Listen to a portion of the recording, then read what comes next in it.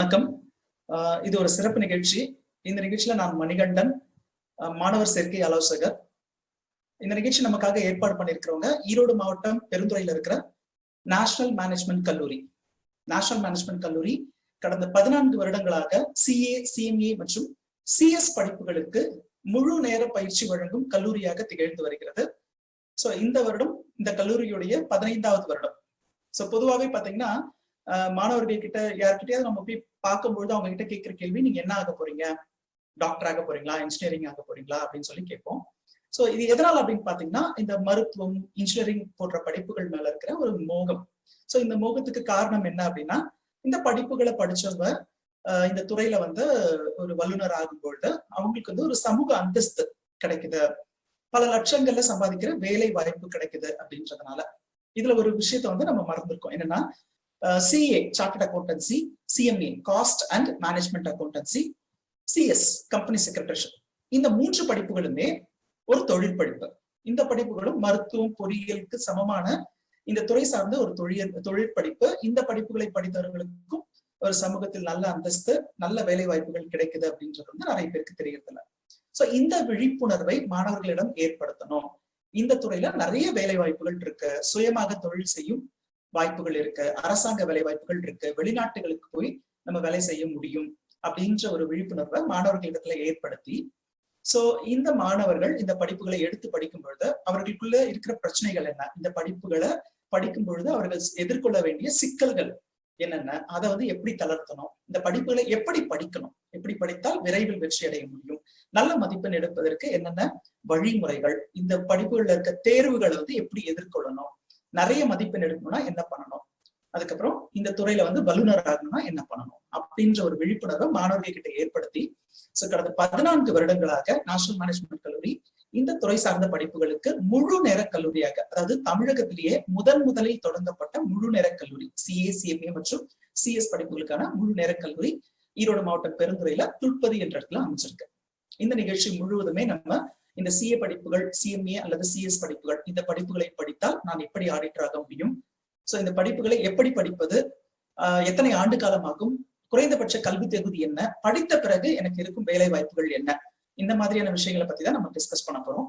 So முதலாவதா இந்த நிகழ்ச்சியில உங்களுக்கு ஏதாவது சந்தேகங்கள் இருந்தால், பொதுவா நான் வந்து இந்த நிகழ்ச்சியில இந்த படிப்புகள் பத்தி தான் பேச போறேன். அதுவும் மீறி உங்களுக்கு ஏதாவது தனிப்பட்ட முறையில சந்தேகங்கள் இருந்தா நீங்க என்கிட்ட நேரடியா கேட்க முடியும். உங்களோட ஸ்கிரீன்ல சாட்னு ஒரு ஆப்ஷன் இருக்கும். சோ இந்த சாட்ல போயிட்டு உங்களோட கொஸ்டின்ஸை நீங்க டைப் பண்ணலாம். நிறைய பேர் ஒரே மாதிரி கொஸ்டின்ஸ் வந்து கேட்டிருப்பீங்க. இந்த கேள்விகளை வந்து தொகுத்து வழங்குறதுக்கு எங்களுடைய கோஆர்டினேட்டர் விஜயலட்சுமி மேடம் இருக்காங்க. அது மட்டும் இல்லாம ரைஸ் ஹேண்ட்னு ஒரு ஆப்ஷன் இருக்கு. இந்த ஆப்ஷன் நீங்க கிளிக் பண்ணீங்கன்னா நான் உங்களுக்கு பேசுறதுக்கு ஆடியோ அண்ட் வீடியோ ரைட்ஸ் கொடுப்பேன். நீங்க என்கிட்ட நேரடியா இந்த கேள்விகளுக்கான விளக்கங்களை பெற முடியும். அப்படி இல்லைன்னா Q&Aன்னு ஒரு ஆப்ஷன் இருக்கு. இந்த ஆப்ஷன்லயும் போயிட்டு உங்களோட கேள்விகளை நீங்க பதிவு செய்யுங்க, உங்களுக்கான பதில்கள் கிடைக்கும். சோ மீண்டும் ஒரு முறை சொல்றேன், உங்களுடைய ஸ்கிரீன்ல 3 ஆப்ஷன் இருக்கும். Chat, raise hand, question and answer. இதுல ஏதாவது ஒரு ஆப்ஷனை யூஸ் பண்ணி உங்களுக்கு இருக்கிற சந்தேகங்களை வந்து நீங்க எங்கிட்ட நேரடியா கேட்க முடியும். வாங்க நம்ம நிகழ்ச்சிக்குள்ள போலாம். சோ இது ஒரு சிறப்பு நிகழ்ச்சி அப்படின்னு சொல்லலாம். ஏன்னா நம்ம இந்த நேரத்துல பாத்தீங்கன்னா +2 ரிசல்ட்ஸ் வந்திருக்கும். இந்த நிகழ்ச்சியை வந்து மாணவர்கள் பார்த்துட்டு இருக்கீங்க, பெற்றோர்கள் பார்த்துட்டு இருக்கீங்க. இந்த நேரத்துல வந்து நமக்கு ரிசல்ட்ஸ் வந்துட்டு இருக்கோம். நம்ம என்ன பண்ணுவோம்னா, என்ன படிக்க போறோம்ன்றதை ஆல்ரெடி தீர்மானிச்சு அந்த கல்லூரியில போய் விண்ணப்பங்களை வாங்கி ஆல்ரெடி நம்ம ஃபீஸ் கட்டி சேர்ந்துட்டு இருக்கோம். சோ ஆனா இந்த காலகட்டம் பாத்தீங்கன்னா நம்மளால வந்து வெளியில வர முடியல. சோ அதனால இந்த நிகழ்ச்சி மூலமாக மாணவர்களுக்கு வந்து அவர்கள் இந்த படிப்பை எப்படி படிப்பது, சோ அவர்களுக்கான கல்வி ஆலோசனைகளை வழங்கணும் அப்படின்றதுக்காக தான் இந்த நிகழ்ச்சியை வந்து ஏற்பாடு பண்ணியிருக்காங்க. சோ முதலாவதா இந்த படிப்புகள்ல CA அப்படின்னு சொல்ற படிப்பை நான் எப்படி படிக்கணும், ஓகே, சோ அந்த படிப்பு வந்து எத்தனை ஆண்டு காலம் இருக்கு, என்னென்ன படிக்க போறேன் அதுல அப்படின்ற எல்லா விஷயங்களையும் நம்ம வந்து பார்க்கலாம். CA சார்ட்டர்ட் அக்கௌண்டன்சி, இந்த படிப்புகளை யார் வழங்குறாங்க அப்படின்னு பாத்தீங்கன்னா the institute of chartered accountants of India அப்படின்ற ஒரு கல்வி நிறுவனம். சரி சார், இது எந்த பல்கலைக்கழகத்துக்கு கீழே வருது, இது வந்து எந்த ஸ்டேட் கவர்மெண்டா இல்ல சென்ட்ரல் கவர்மெண்டா, யார் வந்து இதை ரெகக்னைஸ் பண்ணிருக்காங்க, அந்த மாதிரி நிறைய சந்தேகங்கள் இருக்கும். பொதுவாகவே பாத்தீங்கன்னா பேரண்ட்ஸ்க்கு வந்து தன்னோட குழந்தைங்க வந்து ஒரு நல்ல அங்கீகரிக்கப்பட்ட ஒரு கல்வி நிலையத்துல படிக்கணும் அப்படின்றதுல ரொம்ப ஆர்வமா இருப்பாங்க. ஏன்னா நிறைய பேரண்ட்ஸ் சொல்ல கேள்விப்பட்டிருக்கோம், சார் நான் பல லட்சங்கள் கூட செலவு பண்ண தயாரா இருக்கேன், ஆனா அவன் படிச்சு முடிச்ச பிறகு அவனுக்கு ஒரு நல்ல அந்தஸ்துல வேலை வாய்ப்பு கிடைக்கணும், ஓகே, சோ அவன் வந்து எந்த விதத்துல ஏமாந்துட கூடாதுன்றதுக்காக அவன் படிக்கும் பொழுதே நல்ல கோர்ஸா அவனை சேர்த்து விடணும் அப்படின்னு சொல்லிட்டு ரொம்ப விருப்பப்படுவாங்க.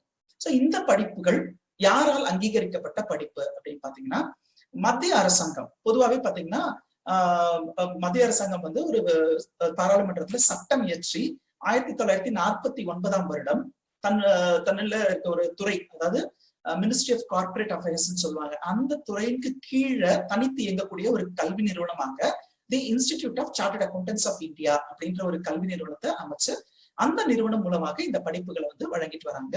அந்த நிறுவனம் வந்து இந்த படிப்புகளை நீங்க என்ன படிக்கணும், என்ன சிலபஸ், எவ்வளவு ஆண்டு காலம் படிக்கணும், இதுக்கான தேர்வுகளை எப்படி எதிர்கொள்ளணும், தேர்வுகள் நடத்துறதும் அவங்கதான், உங்களுக்கான சர்டிபிகேட்ஸ் கொடுக்கறதும் அவங்கதான். சோ இதே மாதிரியான நிறுவனம் ஒவ்வொரு நாடுகளிலும் அந்த படிப்புகளுக்கான தனியான கல்வி நிறுவனம் இருக்கிறது. இந்தியாவை பொறுத்த வரைக்கும் the institute of chartered accountants of India அப்படின்ற ஒரு நிறுவனம் தான் இந்த படிப்புகளை வழங்கிட்டு வராங்க. இந்த படிப்புகளை இன்னும் கொஞ்சம் நம்ம விளக்கமா பார்ப்போம். இந்த படிப்புகள் யார் யாரெல்லாம் படிக்க முடியும் அப்படின்னு பார்க்கணும். அதுக்கு முன்னாடி ஒரு போல் ஒண்ணு நான் கண்டக்ட் பண்றேன். அந்த போல்ல நீங்க கொடுக்குற பதில்ல எனக்கு வந்து ஒரு சில விஷயங்கள் தெரிய வரும் இந்த பார்ட்டிசிபென்ட்ஸ் பத்தி, சோ தட் நான் இன்னும் நிறைய எக்ஸ்பிளனேஷன்ஸ் கொடுக்க முடியும். இப்ப பாருங்க, ஒரு போல் ஒண்ணு கொடுத்துருக்கேன்.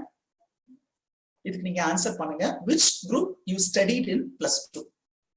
இந்த நிகழ்ச்சியை பார்த்துட்டு இருக்க நீங்க எந்த குரூப் +2ல படிச்சிருக்கீங்க அப்படின்றத எனக்கு சொல்லுங்க. சயின்ஸ்னு ஒரு ஆப்ஷன் இருக்கு, காமர்ஸ்னு ஒரு ஆப்ஷன் இருக்கு, வொகேஷனல்னு ஒரு ஆப்ஷன் இருக்கு. புட் பண்ணுங்க. இன்னும் 10 செகண்ட்ஸ் டைம் இருக்கு.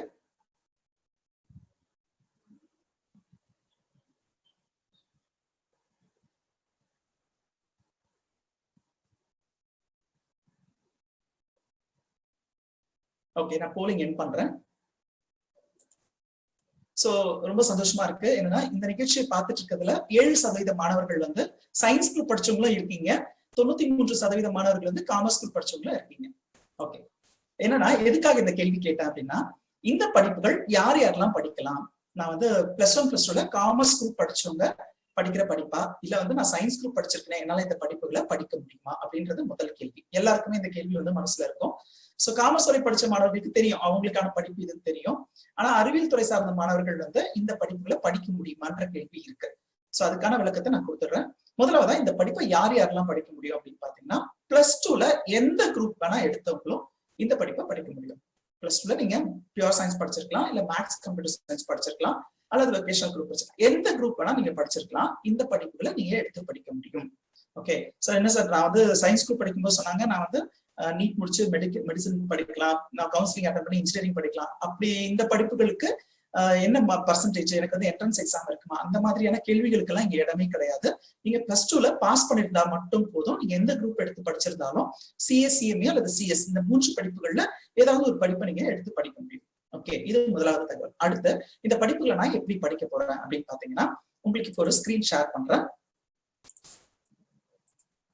இந்த படிப்புகள்ல மொத்தம் 3 நிலைகள் இருக்கு.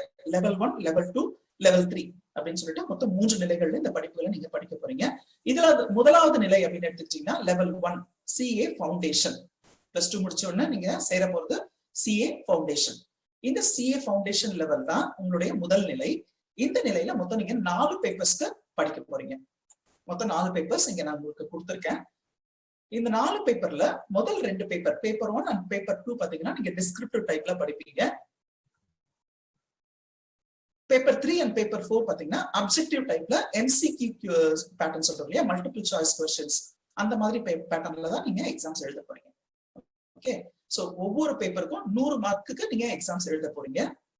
அந்த 100 மார்க்ல ஒவ்வொரு பேப்பர்லும் தனித்தனியா நீங்க 40% எடுத்தீங்கன்னா உங்களுக்கு இந்த படிப்புகள்ல தேர்ச்சி கிடைக்கும். பாஸ்ன்னு சொல்றோம் இல்லையா, அந்த மாதிரி 40% எடுத்தா நீங்க பாஸ். ஆனா டோட்டலா உங்களுக்கு அக்ரிகேட் அப்படின்றது 50% இருக்கும். குழப்பம்னு நினைக்கிறேன். அதாவது ஒவ்வொரு பேப்பர்லயும் நீங்க பாஸ் பண்ணணும்னா 40% எடுத்திருந்தா பாஸ், 40 மார்க்ஸ் எடுத்தா நீங்க பாஸ் ஆயிடுவீங்க. ஆனா டோட்டல் எடுத்துட்டீங்கன்னா இந்த பேப்பர்ஸ் மொத்தம் உங்களுக்கு 400 மார்க்குக்கு கண்டக்ட் பண்றாங்க இல்லையா, ஓவரால் டோட்டல் வந்து நீங்க 200 மதிப்பெண்க்கு மேல எடுத்துக்கணும், 50% மேல எடுத்துக்கணும். அப்பதான் உங்களுக்கு வந்து நெக்ஸ்ட் லெவல் போறதுக்கான எலிஜிபிலிட்டி கிடைக்கும். சார் அப்ப இது ரொம்ப டஃபா, நீங்க எல்லாருமே இந்த கேள்வி கேட்பீங்க. சோ இந்த மாதிரி கேள்வி நிறைய பேர் கேட்டுட்டு இருக்காங்க. அப்படி கிடையாதுங்க. இது வந்து ஒரு ப்ரொஃபஷனல் கோர்ஸ். சாதாரணமா நம்ம 10th +2 லெவல்லயே பாத்தீங்கன்னா ஒரு பேப்பர்ல வந்து பாஸ் பண்ணணும்னா 35 மார்க் இல்ல 40 மார்க் எடுத்தாதான் நம்ம பாஸ் பண்றோம். அந்த மாதிரி இந்த படிப்புகள் கிடையாது. இது வந்து ஒரு துறையில நீங்க வல்லுநர் ஆக போறீங்க.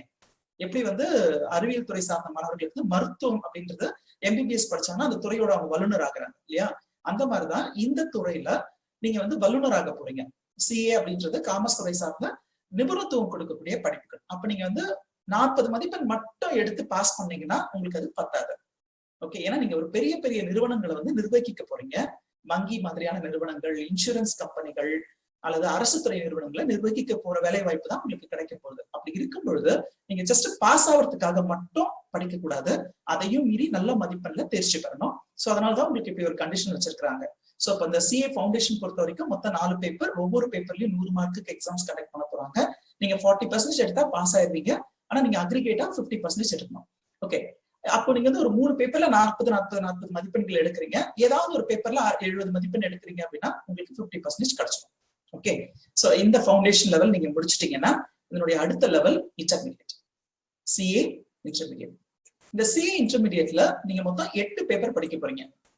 சார் ஃபவுண்டேஷன்ல 4 பேப்பர், நீங்க அடுத்து இன்டர்மீடியட்ல 8, அப்புறம் அடுத்த ஸ்டேஜ்ல இன்னும் மல்டிபிள் ஆகுமா அப்படிலாம் பயப்படாதீங்க.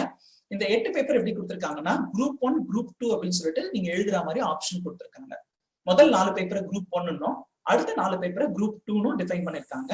நீங்க என்ன பண்ணலாம், உங்களால முடியும், உங்களுக்கு அந்த கெப்பாசிட்டி இருக்கு அப்படின்னு சொன்னா 8 பேப்பரையும் ஒரே நேரத்துல நீங்க எக்ஸாம்ஸ் எழுத முடியும்.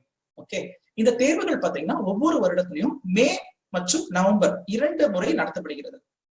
ஓகே, இந்த 8 பேப்பருக்கும் நான் இந்த மேல எக்ஸாம்ஸ் எழுத முடியும்னா எழுதலாம், அல்லது நவம்பர்ல எக்ஸாம்ஸ் எழுத முடியும்னா எழுதலாம், அல்லது குரூப் 1க்கு நான் மேல எழுதிட்டு குரூப் 2க்கு வந்து நான் நவம்பர்ல எழுதுறதுனாலும் எழுதலாம்.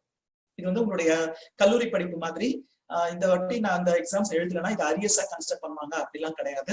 நீங்க அப்ளை பண்ணும்பொழுது குரூப் 1க்கு அப்ளை பண்ணிட்டீங்கன்னா அந்த குரூப் 1ஓட எக்ஸாம்ஸ் மட்டும் ஒரு பருவத்துல எழுதிட்டு அடுத்த குரூப் 2 எக்ஸாம்ஸ் அடுத்த பருவத்துல எழுதலாம். நான் ஏற்கனவே சொன்ன மாதிரி இந்த படிப்புகள்லயும் உங்களுக்கு 40% எடுத்தால் தேர்ச்சி அப்படின்ற ஒரு ஆப்ஷன், அதே மாதிரி நீங்க 50% வந்து அக்ரிகேட் வந்து எடுத்துருக்கோம். ஓகே, சோ இப்ப நீங்க ஃபவுண்டேஷன் முடிச்சிடுறீங்க, அடுத்து இன்டர்மீடியட்டும் முடிச்சிடுறீங்க. மூணாவது ஒரு ஆப்ஷன் என்னன்னு பாத்தீங்கன்னா இந்த படிப்புகளுடைய சிறப்பு அம்சம், அது வந்து compulsory 3 years articleship training. Okay, compulsory training 3 வருட காலம் நீங்க பிராக்டிக்கல் ட்ரைனிங் வந்து எடுக்க போறீங்க. யார்கிட்ட எடுக்க போறீங்கன்னு பாத்தீங்கன்னா இந்த துறையில பிராக்டிஸ் பண்ணிட்டு இருக்க ஒரு சார்ட்டர்ட் அக்கௌண்டன்ட் கிட்ட. இந்த படிப்பு முடிச்சிட்டவங்கள நம்ம ஆடிட்டர்னு சொல்றோம், தணிக்கையாளர்னு சொல்றோம், பிராக்டிசிங் சார்ட்டர்ட் அக்கௌண்டன்ட்ஸ் சொல்றோம். அவங்களுடைய ஆபீஸ்ல அவங்களோட கிளைண்ட்டுக்கு என்னென்ன சர்வீஸ் பண்ணுவாங்களோ, பொதுவாக இவங்க என்னென்ன பண்ணுவாங்கன்னு பாத்தீங்கன்னா புக்ஸ் ஆஃப் அக்கௌண்ட்ஸ் மெயின்டைன் பண்றது, ஆல்ரெடி மெயின்டைன் பண்ணிருக்கிற புக்ஸ்ல ஆடிட்டிங் பண்றது, அதுல இருக்கிற மிஸ்டேக்ஸை கண்டுபிடிச்சு கரெக்ட் பண்றது, இல்ல அவங்களுக்கு வழிகாட்டுறது, அவங்களுடைய ஸ்ட்ரக்சர் ஆஃப் அக்கௌண்ட்ஸ் எப்படி இருக்குன்ற வழிகாட்டுதல்கள், அல்லது அரசு சொல்லியிருக்கிற திட்டங்களை வந்து இவங்க ஃபாலோ பண்றாங்களான்றதை செக் பண்றது, வரி சட்டங்கள் எப்படி இருக்கு, அந்த நிறுவனத்திற்கு எப்படி பொருந்தும், அவங்களுடைய டாக்ஸ் பிளானிங் எப்படி இருக்கணும், பினான்சியல் பிளானிங் எப்படி இருக்கணும், அவங்களுடைய டாக்ஸ் ரிட்டர்ன்ஸ் எப்படி ப்ரிப்பேர் பண்ணணும், இல்ல அவங்களுக்கு வந்து அரசு துறைகள் கிட்ட இருந்து ஒரு GST டிபார்ட்மெண்ட்ல இருந்து, இன்கம் டாக்ஸ் டிபார்ட்மெண்ட்ல இருந்து அவங்க பண்ணிருக்கிற மிஸ்டேக்ஸை கரெக்ட் பண்ண சொல்லி நோட்டீஸ் வந்ததுன்னா அவங்க அதுக்கு எப்படி ரெஸ்பான்ஸ் பண்ணணும், அந்த மாதிரியான வேலைகளை தான் வந்து ஒரு பிராக்டிசிங் சார்ட்டர்ட் அக்கௌண்டன்ட் பண்ண போறாங்க. நீங்க என்ன பண்ண போறீங்கன்னா இன்டர்மீடியட் முடிச்ச பிறகு ஒரு 3 ஆண்டு காலம் அந்த சார்ட்டர்ட் அக்கௌண்டன்ட் கிட்ட அவருடைய அசிஸ்டண்டா அவருடைய ஆபீஸ்ல நீங்க ஒர்க் பண்ண போறீங்க. சார் இது என்ன சார், நான் ஒர்க் பண்ணணுமா, அப்ப எனக்கு சேலரி கிடைக்குமா? நிச்சயமா உங்களுக்கு ஸ்டைஃபன் கிடைக்கும். ஒவ்வொரு மாதமும் உங்களுக்கு வந்து ஒரு ஊக்கத்தொகை கிடைக்கும். நீங்க எந்த சிட்டில இருக்கிற சார்ட்டர்ட் அக்கௌண்டன்ட் கிட்ட பண்றீங்கன்றதை பொறுத்து. நீங்க மெட்ரோ சிட்டினா ஒரு அளவு அமௌண்ட் உங்களுக்கு கிடைக்கும், நான் மெட்ரோ சிட்டி அப்படின்னு சொன்னா வேற ஒரு அமௌண்ட் உங்களுக்கு மந்த்லி ஸ்டைஃபண்டா உங்களுக்கு கிடைக்கும். இது உங்களுடைய தனிப்பட்ட செலவுகளுக்கு மிகவும் உதவியாக இருக்கும். சோ இந்த பிராக்டிகல் ட்ரைனிங் பாத்தீங்கன்னா ரொம்ப யூஸ்ஃபுல்லான ஒரு ட்ரைனிங். பொதுவாகவே பாத்தீங்கன்னா நம்ம படிச்சு முடிச்ச பிறகு ஒரு 5 வருஷம் கஷ்டப்பட்டு படிக்கிறோம், படிச்சு முடிச்ச பிறகு எனக்கு வந்து வேலைக்குன்னு போகும்போது ஒரு பிராக்டிகல் எக்ஸ்பீரியன்ஸ் இல்லைன்னா சொல்லுவாங்க, கேள்விப்பட்டிருப்பீங்க, நல்லா படிச்சிருக்கேன் ஆனா வேலைக்குன்னு வரும்போது அவனால ஒண்ணும் பண்ண முடியல அப்படின்னு சொல்லுவாங்க. அந்த நிலை இந்த CA படிப்புகள்ல கிடையாது. இந்த படிப்புகள் பொறுத்த வரைக்கும் நீங்க 2 வருஷம் ஃபவுண்டேஷன் இன்டர்மீடியட் முடிச்ச உடனே பிராக்டிகல் ட்ரைனிங், நீங்க ஒரு சார்ட்டர்ட் அக்கௌண்டன்டா இருந்தா உங்க கிளைண்ட்டுக்கு என்னென்ன சர்வீஸ் பண்றீங்களோ அதை பிராக்டிக்கலா ஒரு ஆடிட்டர் கீழே கத்துக்க போறீங்க. ஓகே, ஆபீஸ் போற என்விரான்மெண்ட்ல மார்னிங் டு ஈவினிங் அவங்களோட ஆபீஸ்லயே இருந்து நீங்க கத்துக்குவீங்க. இது வந்து ஆர்டிகல்ஷிப் ட்ரைனிங் அப்படின்னு சொல்லி சொல்லுவாங்க. இந்த ட்ரைனிங்ல நீங்க என்ன பண்றீங்களோ அதுதான் உங்களுடைய ஃபைனல் எக்ஸாம்ஸ்ல தியரி பேப்பரா நீங்க எழுத போறீங்க. அது மட்டும் இல்லாம உங்க வாழ்நாள் முழுக்க உங்க கிளைண்ட்டுக்கு நீங்க பண்ண போற சப்போர்ட்டே வந்து இந்த பிராக்டிகல் ட்ரைனிங் நீங்க எப்படி எடுக்கிறீங்கன்றத பொறுத்து தான் அது அமைய போகுது. ஓகே, இந்த ட்ரைனிங் எடுக்கிறதுக்கு முன்னாடி பொதுவாகவே நான் வந்து +2 வரைக்கும் படிச்சிருக்கேன். அடுத்து 2 இயர்ஸ் வந்து அகைன் புக் நாலேஜ் தான் எனக்கு இருக்க பொழுது. அப்ப இருக்கும்போது எனக்கு வந்து கம்ப்யூட்டர் ஸ்கில்ஸ் இருக்கணும், எனக்கு கம்யூனிகேஷன் ஸ்கில்ஸ் இருக்கணும். அதுக்காக என்ன பண்ணிருக்காங்கன்னா இந்த கல்வி நிறுவனம், அதாவது CA கல்வி நிறுவனம் இல்லையா, அவங்க என்ன பண்ணிருக்காங்கன்னா நீங்க ஒரு 4 வீக்ஸ்க்கு integrated course on information technology and soft skills அப்படின்ற ஒரு ட்ரைனிங். இந்த ட்ரைனிங்ல உங்களுக்கு தேவையான கம்ப்யூட்டர் பயிற்சி அண்ட் மேனேஜ்மெண்ட் கம்யூனிகேஷன் ஸ்கில்ஸ் பயிற்சி எல்லாமே கொடுப்பாங்க. இந்த ட்ரைனிங் நீங்க எங்க எடுக்கணும் அப்படின்னு பாத்தீங்கன்னா எனி சாப்டர்ஸ் ஆஃப் ICAI, அதாவது the institute of chartered accountants of India அப்படின்ற இந்த கல்வி நிறுவனம் அவங்களுடைய கிளைகள், நம்ம யூஸ்வலா பிரான்ச்சஸ் சொல்லுவோம் இல்லையா, அந்த மாதிரியான கிளைகள் வந்து சாப்டர்ஸ் சொல்றாங்க. உங்களுடைய ஊர்ல உங்களுக்கு அருகாமையில் இருக்கிற ஒரு சாப்டர்ல போயிட்டு நீங்க இந்த பயிற்சியை நீங்க எடுப்பீங்க. எடுத்துட்டு 3 years ஆர்டிகல்ஷிப் ட்ரைனிங் பண்ண போறீங்க. இந்த 3 years ஆர்டிகல்ஷிப் ட்ரைனிங்ல சக்சஸ்ஃபுல்லா 2.5 years முடிச்சிட்டீங்கன்னா உங்களுக்கு ஃபைனல் போறதுக்கான எலிஜிபிலிட்டி கிடைச்சிடும். சோ அப்ப நீங்க ஃபைனல் போகணும் அப்படின்னு சொன்னா இன்டர்மீடியட் முடிச்சிருப்பீங்க, ஆர்டிகல்ஷிப் முடிச்சிருப்பீங்க. ஃபைனல்ல உங்களுக்கு மொத்தம் 8 பேப்பர்ஸ் இருக்கும். இன்டர்மீடியட் மாதிரியே தான் ஃபைனல்லி உங்களுக்கு 8 பேப்பர்ஸ் இருக்கும். இங்கேயும் நீங்க என்ன பண்ண போறீங்கன்னா 4 பேப்பரா குரூப் பண்ணி குரூப் 1 குரூப் 2 சொல்லிட்டு எழுத போறீங்க. உங்களால 8 பேப்பரும் சேர்ந்து எழுத முடியும்னு சொன்னா எழுதுங்க. அப்படி இல்லைன்னா குரூப் 1 குரூப் 2 பிரிச்சு ஒரு பருவத்துல குரூப் 1 இன்னொரு பருவத்துல குரூப் 2 எழுத போறீங்க. இந்த ஃபைனல் எழுதுறதுக்கு முன்னாடி அகைன் உங்களுக்கு அட்வான்ஸ்ட் ட்ரைனிங்கும் உங்களுக்கு கொடுப்பாங்க. இந்த ICIT சொன்ன இல்லையா, integrated course on information technology and soft skills, இதனுடைய அட்வான்ஸ்ட் ட்ரைனிங்கும் இந்த CA நிறுவனத்தினுடைய சாப்டர்ல போயிட்டு நீங்க அட்டன் பண்ண போறீங்க. சோ இந்த மாதிரி இந்த படிப்புகளை வந்து மொத்தம் 3 நிலைகள்ல நீங்க படிக்க போறீங்க. இந்த 3 நிலைகள் அப்படின்றது ஃபவுண்டேஷன், இன்டர்மீடியட், ஃபைனல். நான் ஏற்கனவே சொன்ன மாதிரி CA ஃபவுண்டேஷன் சேரணும் அப்படின்னு சொன்னா நான் வந்து ஒரு காமர்ஸ் டிபார்ட்மெண்ட் ஸ்டூடெண்டா இருக்கணும்ன்ற அவசியம் கிடையாது. எனக்கு மினிமம் எலிஜிபிலிட்டி நான் +2 பாஸ் பண்ணிருந்தா போதும். நான் வந்து எந்த துறையில வேணா +2 படிச்சிருக்கலாம். ஓகே, பொதுவாகவே மாணவர்களுக்கு வந்து ஒரு பிரச்சனை என்னன்னா 10th அவங்க என்ன மதிப்பெண் எடுக்கிறாங்களோ அதை பேஸ் பண்ணி வந்து ஒரு +1 +2 குரூப்ஸ் அமைஞ்சிடுது. ஓகே, ஒரு சில பெற்றோர்கள் அவங்களுக்கு தேவையான கைடன்ஸை கொடுத்து ஓகே நீங்க வந்து காமர்ஸ் குரூப் படிங்க, CA படிங்க, அதனால +1 +2ல அக்கௌண்டன்சி, காமர்ஸ், எக்கனாமிக்ஸ் எடுத்து படிங்க அப்படின்னு சொல்லி கைட் பண்ணிடுறாங்க. ஒரு சில சமயங்கள்ல என்ன ஆகுதுன்னா 10th முடிச்சோம்னா அவங்க 10thல ஒரு நல்ல மதிப்பெண் எடுக்கிறாங்க, ஒரு 400 மதிப்பெண் மேல எடுக்கிறாங்கன்னாவே ஒண்ணு அவங்க பெற்றோர் அல்லது அவர்களுடைய நண்பர்கள் அல்லது ஆசிரியர்கள் என்ன பண்றாங்கன்னா நீ 10thல நல்ல மார்க் எடுத்திருக்க, அதனால நீங்க சயின்ஸ் குரூப் எடுத்துக்கோ, மேக்ஸ் எடுத்து படி அப்படின்னு சொல்லி அவங்களுக்கு கைட் பண்றாங்க. சோ படிக்கிறதுல தப்பு இல்லை, ஆனா அதற்கப்புறம் அவங்க என்ன பண்ண போறாங்கன்றது அவங்களுக்கு தெரியாம போயிடுது. ஏன்னா மருத்துவம் படிக்கலாம் அப்படின்னு சொன்னா பியூர் சயின்ஸ் எடுத்த மாணவர்களுக்கு அவங்களுக்கு நம்பர் ஆஃப் சீட்ஸ் ரொம்ப கம்மியா இருக்கு. சோ 10thல எடுத்த மதிப்பெண் வச்சு அவங்க +2லயே ஸ்கோர் பண்ணுவாங்கன்னு சொல்ல முடியல. அவங்களுக்கு என்ன ப்ராப்ளம் வருதுன்னா +2ல இருந்து ஒருவேளை குறைவான மதிப்பெண் அல்லது வந்து +2ல நல்ல மதிப்பெண் எடுத்திருந்தாலும் என்ட்ரன்ஸ் எக்ஸாமினேஷன், மெடிக்கல் சீட், அதுக்கான ஃபீஸ் ஹையா இருக்கிறது, இது எல்லாமே வந்து அவங்களுக்கு என்ன பண்ணுதுன்னா ஒரு ப்ரொஃபஷனல் கோர்ஸ் சேர முடியாத ஒரு பிரச்சனையை வந்து உண்டு பண்ணுது. சோ இந்த சிச்சுவேஷன்ல தான் நம்ம நேஷனல் மேனேஜ்மெண்ட் கல்லூரி என்ன பண்ணிருக்காங்கன்னா ஒவ்வொரு பள்ளிகளுக்கும் சென்று மாணவர்களுக்கு வந்து விழிப்புணர்வை வந்து ஏற்படுத்திட்டு வராங்க. ஒவ்வொரு வருடமும் ஒரு 15,000 மாணவர்களை வந்து சந்திச்சு சோ அவங்க அடுத்து என்ன படிக்க போறாங்க அப்படின்னு கேட்கும் பொழுது அவங்களுக்கான விழிப்புணர்வு இல்லை. இந்த CA, CME அல்லது CS படிப்புகள்ல அவங்களுக்கு வந்து இது ஒரு தொழிற்கல்வி, இந்த படிப்புகளை படித்தாலும் அவங்களுக்கு ஒரு சமூக அந்தஸ்து கிடைக்கும் அல்லது வந்து நல்ல வேலை வாய்ப்புகள் கிடைக்கும், வெளிநாட்டு வேலை வாய்ப்புகள் கிடைக்கும் அப்படின்ற ஒரு புரிதல்கள் இல்லை. சோ இந்த புரிதல்கள், விழிப்புணர்வுகளை வந்து மாணவர்கள்கிட்ட ஏற்படுத்திட்டு வராங்க. அதன் வரிசையில தான் இப்ப வந்து நிறைய மாணவர்கள் வந்து இந்த படிப்புகளை வந்து எடுத்து படிக்க ஆரம்பிச்சிருக்காங்க. சோ CA, CMA அல்லது CS இந்த 3 படிப்புகள்ல எந்த படிப்பை எடுத்து படிச்சாலும் நீங்கள் வந்து ஆடிட்டர் ஆக முடியும். இது CA படிப்பு பத்தின ஒரு விளக்கம். சோ அடுத்ததான் நிறைய மாணவர்கள் வந்து சந்தேகங்களை கேட்டுட்டு இருக்காங்க. இதுல கை தூக்கி இருக்கிற மாணவர்களுக்கு பேசுவதற்கான ஆப்ஷன் நான் கொடுக்குறேன். சோ முதலாவதுதான் விக்னேஷ். விக்னேஷ், நீங்க அழைப்புல இருக்கீங்க, பேசலாம்.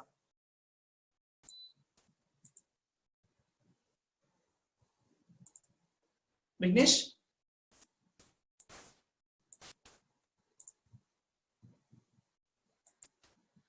விக்னேஷ் நீங்க பேசலாம், நீங்க அழைப்புல தான் இருக்கீங்க.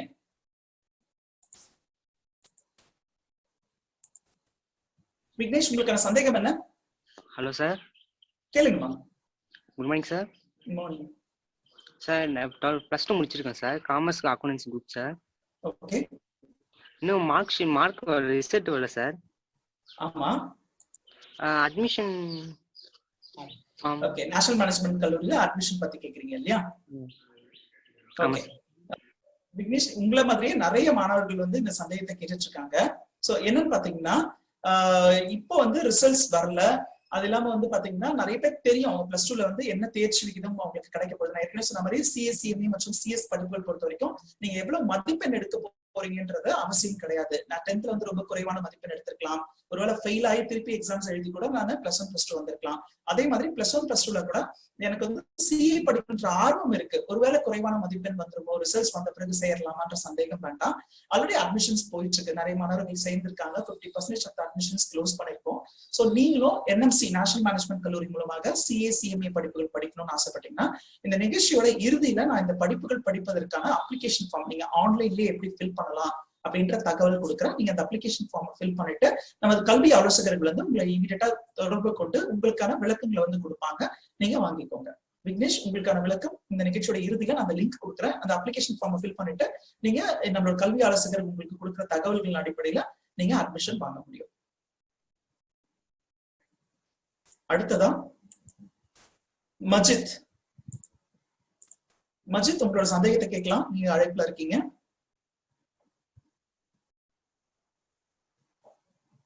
மஜித், மஜித், உங்களுக்கு ஏதாவது சந்தேகம் இருக்கா? கேக்குதா சார்? கேக்குதுமா, சொல்லுங்க. சார், நான் உங்களோட NMC வீடியோஸ் பார்த்திருக்கேன் யூடியூப்ல. அந்த வீடியோஸ்ல வந்து ஆர் சங்கர் சார் என்ன சொல்றாருன்னா, ஒரு சிஏ முடிச்சவங்களுக்கு வந்து ஸ்டார்டிங் 1.5 லட்சம் ரூபாய்க்கு மேல சம்பளம்னு சொல்றாங்க. அது கரெக்டா இல்லையா எனக்கு தெரியல. அதான் உங்ககிட்ட அது எந்த டேட்டா மூலியமா இல்ல எந்த இன்ஃபர்மேஷன் மூலியமா நீங்க சொல்ல வரீங்க? ஓகே, நல்ல கேள்வி. அதாவது இந்த கேள்விக்கான பதில் வந்து நான் இந்த நிகழ்ச்சியில வேலை வாய்ப்புகள் அப்படின்ற ஒரு தலைப்பு கீழே நிறைய விஷயங்கள் பேச போறோம். அந்த விஷயங்கள் பேசும்போது நான் சொல்றேன். ஆனா பொதுவாகவே பாத்தீங்கன்னா இந்த துறையில் வேலை வாய்ப்புகள் அப்படின்னு பார்த்தோம்னா நீங்க வந்து தனிப்பட்ட முறையில பிராக்டிஸ் பண்ண முடியும், அல்லது ஒரு தொழில் நிறுவனங்கள்னு எடுத்துட்டீங்கன்னா நீங்க வந்து சாதாரணமா சிறு நிறுவனங்கள் இல்ல, பன்னாட்டு நிறுவனங்கள், பெரிய பெரிய நிறுவனங்கள், அரசு துறை நிறுவனங்கள், வங்கிகள், இன்சூரன்ஸ் துறை, இதுலதான் உங்களுக்கான வேலை வாய்ப்புகள் இருக்கும்.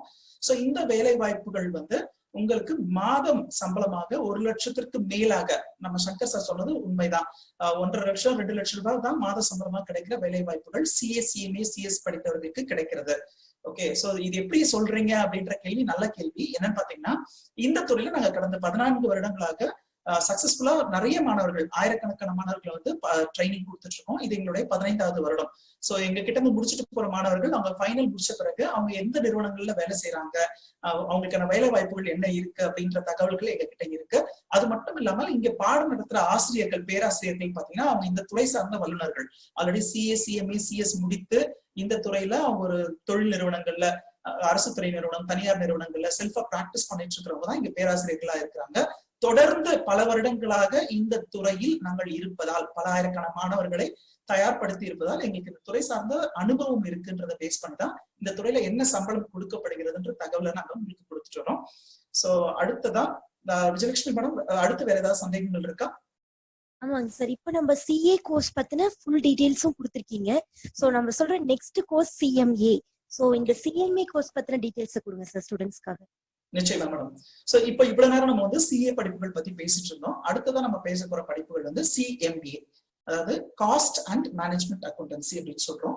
அதுதான் நம்மளோட சிஎம்ஏ படிப்புகளுடைய எக்ஸ்பிளனேஷன். சோ இந்த படிப்புகள் பாத்தீங்கன்னா இதுக்கு முன்னாடி CWA என்று வழங்கப்பட்டது, உங்களுக்கு நிறைய பேர் தெரிஞ்சிருக்கும். இப்ப பெயர் மாற்றம் செஞ்ச சிஎம்ஏ அப்படின்னு சொல்லி கொடுத்துட்டு வராங்க. சோ இந்த படிப்புகள் பாத்தீங்கன்னா the institute of cost and management accountants அப்படின்ற ஒரு கல்வி நிறுவனம் மூலமாக வழங்கப்படுகிற ஒரு படிப்பு. எப்படி நம்ம சிஏக்கு வந்து ஒரு கல்வி நிறுவனம் சொன்னோம் இல்லையா, அதே மாதிரிதான் சிஎம்ஏ பொறுத்த வரைக்கும் the institute of cost and management accountants of India அப்படின்ற ஒரு கல்வி நிறுவனம். இந்த நிறுவனமும் நான் ஏற்கனவே சொன்ன மாதிரி மத்திய அரசாங்கத்துடைய மினிஸ்ட்ரி ஆஃப் கார்ப்பரேட் அஃபேர்ஸ் அவங்களுடைய துறையின் கீழ் தனித்து இயங்கும் ஒரு கல்வி நிறுவனம். ஓகே, சோ பொதுவாகவே எதுக்கு இவ்வளவு இம்பார்ட்டன்ஸ், இந்த படிப்புகள் வந்து ஏன் மத்திய அரசாங்கத்துடைய ஒரு குறிப்பிட்ட துறையின் கீழ் இயங்கும் கல்வி நிறுவனமாக இருக்கிறது அப்படின்றத நம்ம தெரிஞ்சுக்கணும். என்னன்னு பாத்தீங்கன்னா, இந்த படிப்பை முடித்தவர்கள் என்ன பண்ண போறாங்க, ஒரு சிறு குறு நிறுவனங்கள்ல ஆரம்பிச்ச பன்னாட்டு நிறுவனங்கள், பல 1000 கோடிகளில் முதலீடு செய்த நிறுவனங்கள்ல அந்த நிறுவனங்களை நிர்வகிக்கிற பொறுப்புலதான் இவங்க இருக்க போறாங்க. ஒரு சிஇஓவாக, ஒரு சிஎஃப்ஓவாக, ஒரு வங்கி நிறுவனத்தின் ஆலோசகராக, ஒரு இன்சூரன்ஸ் நிறுவனத்தின் ஆலோசகராக, ஒரு அரசு துறை நிறுவனத்தில் ஆலோசகராக, எல்லாமே வந்து பாத்தீங்கன்னா இவங்க ஹையர் அபிஷியலா இருந்து அந்த நிறுவனத்தை நிர்வகிக்கக்கூடிய திறன் வந்து இவங்ககிட்ட இருக்கணும். சோ அத்தகைய திறமைகளை வளர்க்க வேண்டிய ஒரு படிப்பு எப்படி இருக்கணும், எந்த கல்வி நிறுவனத்தின் மூலமாக வழங்கப்பட வேண்டும், அது ரொம்ப தகுதி வாய்ந்த கல்வி நிறுவனமா இருக்கணும். அதே சமயம் அவங்க வழங்குற படிப்பு பயிற்சிகள், அவங்க வழங்குற புத்தகங்கள் எல்லாமே ரொம்ப தகுதி வாய்ந்ததா இருக்குன்றதுனாலதான் சோ இந்த மாதிரியான ஒரு கல்வி நிறுவனங்களை அமைப்பதற்கு அரசாங்கம் நிறைய முயற்சி எடுத்து பல ஆராய்ச்சிகளை பண்ணி பல திட்டங்களை வகுத்து இந்த மாதிரியான ஒரு கல்வி நிறுவனங்களை அமைச்சிருக்காங்க. சோ இதுல நம்ம பார்க்க போற படிப்பு CMA அப்படின்றது. இந்த CMA படிப்புகளை நான் எப்படி படிக்கலாம் அப்படின்னு பாத்தீங்கன்னா, CA படிப்புகள் மாதிரியே தான் இந்த படிப்புகளும். இப்ப நான் உங்களுக்கு ஒரு ஸ்கிரீன் ஷேர் பண்றேன். CMA படிப்புகள் நான் ஏற்கனவே சொன்ன மாதிரி CA படிப்புகள்ல எப்படி உங்களுக்கு ஃபவுண்டேஷன், இன்டர்மீடியட், ஃபைனல்னு 3 லெவல் இருந்ததோ அதே மாதிரிதான் CMAலயும் ஃபவுண்டேஷன், இன்டர்மீடியட், ஃபைனல் அப்படின்னு சொல்லிட்டு மொத்தம் 3 நிலைகள் இருக்கு. சோ இதுலயும் பாத்தீங்கன்னா நீங்க +2 முடிச்ச உடனே இந்த படிப்புகள் சேருவதற்கான கல்வி தகுதி உங்களுக்கு கிடைச்சிடுது. ஓகே, சோ +2ல நான் எந்த குரூப் படிச்சிருக்கேன்னு பார்க்க போறது கிடையாது. +2ல நான் எவ்வளவு மதிப்பெண்கள் எடுத்திருக்கேன்றத பார்க்க போறது கிடையாது. +2 முடிச்ச உடனே எனக்கு ஒரு என்ட்ரன்ஸ் எக்ஸாமினேஷன், கவுன்சிலிங் அந்த மாதிரியான பிரச்சனைகளும் கிடையாது. +2ல நான் எந்த குரூப் வேணா எடுத்துக்கலாம், எவ்வளவு மதிப்பெண் வேணா எடுத்துக்கலாம், பாஸ் பண்ணிருக்கணும். அதுதான் ரொம்ப முக்கியம். பாஸ் பண்ணிருந்தேன்னா எனக்கு ஃபவுண்டேஷன் CMAல சேர்வதற்கான எலிஜிபிலிட்டி கிடைக்கும். ஓகே, சோ பொதுவா பாத்தீங்கன்னா நம்ம ஸ்கூல் லெவல்ல படிக்கும் பொழுது பாஸ் பண்ற டார்கெட்ல படிக்கிற மாணவர்கள் நிறைய பேர் இருக்காங்க. ஆனா அதுக்கப்புறம் அவங்களுடைய வயசு, மெச்சூரிட்டி எல்லாம் பேஸ் பண்ணி அவங்க ஒரு ப்ரொஃபஷனல் கோர்ஸ் சேரணும் அப்படின்னு நினைக்கும் பொழுது பல கோர்சஸ்ல அவங்களுக்கு பல தடைகள் இருக்கு. நீ +2ல குறைவான மதிப்பெண் எடுத்திருக்க அப்படின்னு சொல்லிட்டு அவங்களை ஓரம் கட்டிடுவாங்க. அந்த பிரச்சனை இந்த படிப்புகள்ல கிடையாது. சோ நீங்க படிக்கணும்ன்ற ஆர்வம் இருந்ததுன்னா இந்த படிப்புகளை எடுத்து படிக்க முடியும். சோ அதுக்காக தான் இந்த நிறுவனங்கள் +2 முடிச்ச உடனே உங்களுக்கு வேற எந்த எலிஜிபிலிட்டியும் பார்க்காம பாஸ் பண்ணிருந்தீங்கன்னா இந்த படிப்புல நீங்க சேரலாம் அப்படின்னு சொல்லிட்டு ஒரு கல்வி தகுதியை கொடுத்திருக்காங்க. ஓகே, CMA பொறுத்த வரைக்கும் நான் ஏற்கனவே சொன்ன மாதிரி ஃபவுண்டேஷன் அப்படின்றதுதான் முதல் நிலை. இந்த ஃபவுண்டேஷன்ல மொத்தம் 4 பேப்பர் இருக்கு. சோ இந்த ஃபவுண்டேஷன் அப்படின்னாவே மொத்தம் 4 பேப்பர். 4 பேப்பர்ல ஒவ்வொரு பேப்பருக்கும் 100 மதிப்பெண்களுக்கு தேர்வு நடத்தப்படுகிறது. சோ நீங்க பாஸ் பண்ணணும்னா நீங்க 40 மார்க்ஸ் எடுத்திருக்கணும். அதே மாதிரி உங்களுக்கு அக்ரிகேட் அப்படின்ற ஒரு கான்செப்டும் இருக்கு. ஃபவுண்டேஷன்ல மொத்தம் 4 பேப்பர்ஸ். இந்த ஃபவுண்டேஷன் நீங்க சக்சஸ்ஃபுல்லா முடிச்சிட்டீங்கன்னா அகைன் இன்டர்மீடியட். சோ நிறைய பேர் கேட்பாங்க, சார் என்ன சார் எல்லாமே சிமிலரா இருக்கு, அப்ப இதுக்கும் அதுக்கும் என்ன வித்தியாசம் அப்படின்னு சொல்லி கேட்பாங்க. இப்பவே ஆல்ரெடி கேட்டுட்டு இருக்கீங்க நிறைய பேர் சாட்ல. சோ என்ன வித்தியாசம் அப்படின்னு பாத்தீங்கன்னா, இந்த துறையில 2 படிப்புகளுமே கொஞ்சம் ஈக்குவலா தான் இருக்கும். ஆனா CA படித்தவர்கள் என்னென்ன வேலை செய்கிறார்களோ அதே வேலையை CMA படித்தவர்களும் செய்வார்கள். கூடுதலாக CMA படித்தவங்களுக்கு இந்த காஸ்ட், அந்த படிப்போட தலைப்பை பாருங்க, காஸ்ட் அண்ட் மேனேஜ்மெண்ட் அக்கௌண்டன்சி சொல்றோம். இந்த காஸ்ட், ஒரு நிறுவனத்தினுடைய செலவினங்களை கட்டுப்படுத்துறது தான் இவங்களுடைய முக்கியமான வேலையா இருக்கும். ஓகே, நான் ஏற்கனவே சொன்ன மாதிரி CA படிச்சவங்க பண்ற அதே work, books of accounts maintain பண்றது, ஆடிட் பண்றது, டாக்ஸ் ரிட்டர்ன்ஸ் ப்ரிப்பேர் பண்றது, அந்த கம்பெனிக்கு தேவையான பினான்சியல் பிளானிங், டாக்ஸ் பிளானிங் கொடுக்கறது, இது எல்லாமே பண்ணுவாங்க. ஆனா இவங்களுடைய முக்கியமான வேலைன்னு எடுத்துக்கிட்டீங்கன்னா, ஒரு வியாபார நிறுவனமாக இருக்கலாம், அல்லது ஒரு தொழில் நிறுவனம், ஒரு சேவை சார்ந்த நிறுவனம், அல்லது ஒரு உற்பத்தி நிறுவனம். இந்த நிறுவனங்கள்ல செலவுகளை எப்படி கட்டுப்படுத்துறது, அல்லது இவங்க உற்பத்தி செய்த பொருட்களுடைய அடக்க விலை என்ன, காஸ்ட் என்ன, அதனுடைய ப்ரொடக்ஷன் காஸ்ட் என்னன்றத ஃபைண்ட் அவுட் பண்றது, அந்த மாதிரியான வேலைகள் தான் இவங்க செய்ய போறாங்க. அதனால இவங்களுடைய படிப்புகள்ல பாத்தீங்கன்னா அதிக முக்கியத்துவம் காஸ்டுக்கு கொடுத்திருப்பாங்க. நீங்க பாத்தீங்கன்னா தெரியும், பேப்பர்ஸ் எந்தெந்த பேப்பர்ஸ் வேறுபடுது அப்படின்றத பார்க்கும் பொழுது இங்க உங்களுக்கு காஸ்ட் அக்கௌண்டன்சிக்கும் காஸ்ட் அண்ட் மேனேஜ்மெண்ட் அக்கௌண்டன்சிக்கும் நிறைய இம்பார்ட்டன்ஸ் கொடுத்திருப்பாங்க. ஓகே, சோ இப்ப லெவல் 2 பொறுத்த வரைக்கும் இன்டர்மீடியட்னு சொல்றோம். ஃபவுண்டேஷன் பாஸ் பண்ணிட்டீங்கன்னா நீங்க இன்டர்மீடியட் வந்துடலாம். இந்த இன்டர்மீடியட் பொறுத்த வரைக்கும் குரூப் 1, குரூப் 2 இங்கேயும் 8 பேப்பர் இருக்கு. அந்த 8 பேப்பரை நீங்க குரூப் 1, குரூப் 2 சொல்லிட்டு தனித்தனியா பிரிச்சு எழுதுறதுனாலும் எழுதலாம், அல்லது ஒரே பருவத்துல எழுதுறதுனாலும் எழுதலாம். CA படிப்புகள் மாதிரியே தான் ஒரு வருஷத்துல 2 முறை இந்த படிப்புகளுக்கான தேர்வுகள் நடத்தப்படுகிறது. மே மாசத்துல நீங்க ஒரு குரூப் எழுதிட்டு நவம்பர் மாசத்துல இன்னொரு குரூப் எழுதுறதுனாலும் எழுதலாம். மொத்தம் 8 பேப்பர் இருக்கு. இது உங்களுடைய குரூப் 2, லெவல் 2, அதாவது இன்டர்மீடியட். சோ ஏற்கனவே சொன்ன மாதிரி மத்த எந்த தொழிற்படிப்புகள்லயும் இல்லாத சிறப்பம்சம் நம்மளுடைய CA, CMA மற்றும் CS படிப்புகள்ல இருக்கு. சோ CA மாதிரியே தான் CMA படிப்புகள்ல 15 மாத காலம் கம்பல்சரி இண்டஸ்ட்ரியல் ட்ரைனிங். 15 மாத காலம், அங்க நம்ம 3 வருஷம் சொன்னோம் இல்லையா, இங்க நம்ம 15 மாத காலம் கம்பல்சரி இண்டஸ்ட்ரியல் ட்ரைனிங் நீங்க எடுக்க போறீங்க. இந்த ட்ரைனிங் எங்க எடுக்க போறீங்கன்னு பாத்தீங்கன்னா, ஒரு practising cost and management accountant கிட்ட எடுக்க போறீங்க. CAல நம்ம 3 வருட காலம் ஆர்டிகல்ஷிப் சொன்னோம். அது நம்ம எங்க எடுக்கிறோம்னா ஒரு பிராக்டிசிங் சார்ட்டர்ட் அக்கௌண்டன்ட் கிட்ட எடுக்கிறோம். CMA பொறுத்த வரைக்கும் 15 மாத காலம் இண்டஸ்ட்ரியல் ட்ரைனிங்க ஒரு practising cost and management accountant கிட்ட எடுக்க போறோம். அல்லது ஒரு கம்பெனில, ஒரு வியாபார நிறுவனத்துல, தொழில் நிறுவனத்துல, உற்பத்தி நிறுவனத்துல அந்த நிறுவனம் 1 கோடிக்கு மேல் வருவாய் ஈட்டும் நிறுவனமாக இருந்தால் அந்த நிறுவனத்துல போயிட்டு நீங்க பிராக்டிஸ் பண்ணலாம். ஆன் ஜாப் ட்ரைனிங்கா இருக்கும் இது உங்களுக்கு. ஓகே, எல்லாத்தையுமே நான் புத்தகத்துல படிச்சுட்டு வேலைக்குன்னு போகும்பொழுது எனக்கு பிராக்டிக்கல் எக்ஸ்பீரியன்ஸ் இல்ல அப்படின்ற ஒரு சொல்ற நிலைமையே இந்த படிப்புகள்ல கிடையாது. சோ இதுக்கு முன்னாடி ஒருத்தர் கேட்டார் இல்லையா ஒரு கேள்வி, என்னன்னா மஞ்சித் நினைக்கிறேன், அவர் கேட்ட கேள்வி சார் இந்த படிப்புகள்ல இவ்வளவு சம்பளம் கிடைக்குமா அப்படின்றது. அந்த சம்பளம் கிடைப்பதற்கான முக்கியமான காரணமே அவர்கள் இந்த காலகட்டங்கள்ல எடுக்கிற பிராக்டிக்கல் ட்ரைனிங் தான். ஸோ இப்போ ட்ரைனிங் எடுத்து அவங்க வெளியில வரும்பொழுதே குவாலிஃபைடு ப்ரொஃபஷனலா தான் வராங்க.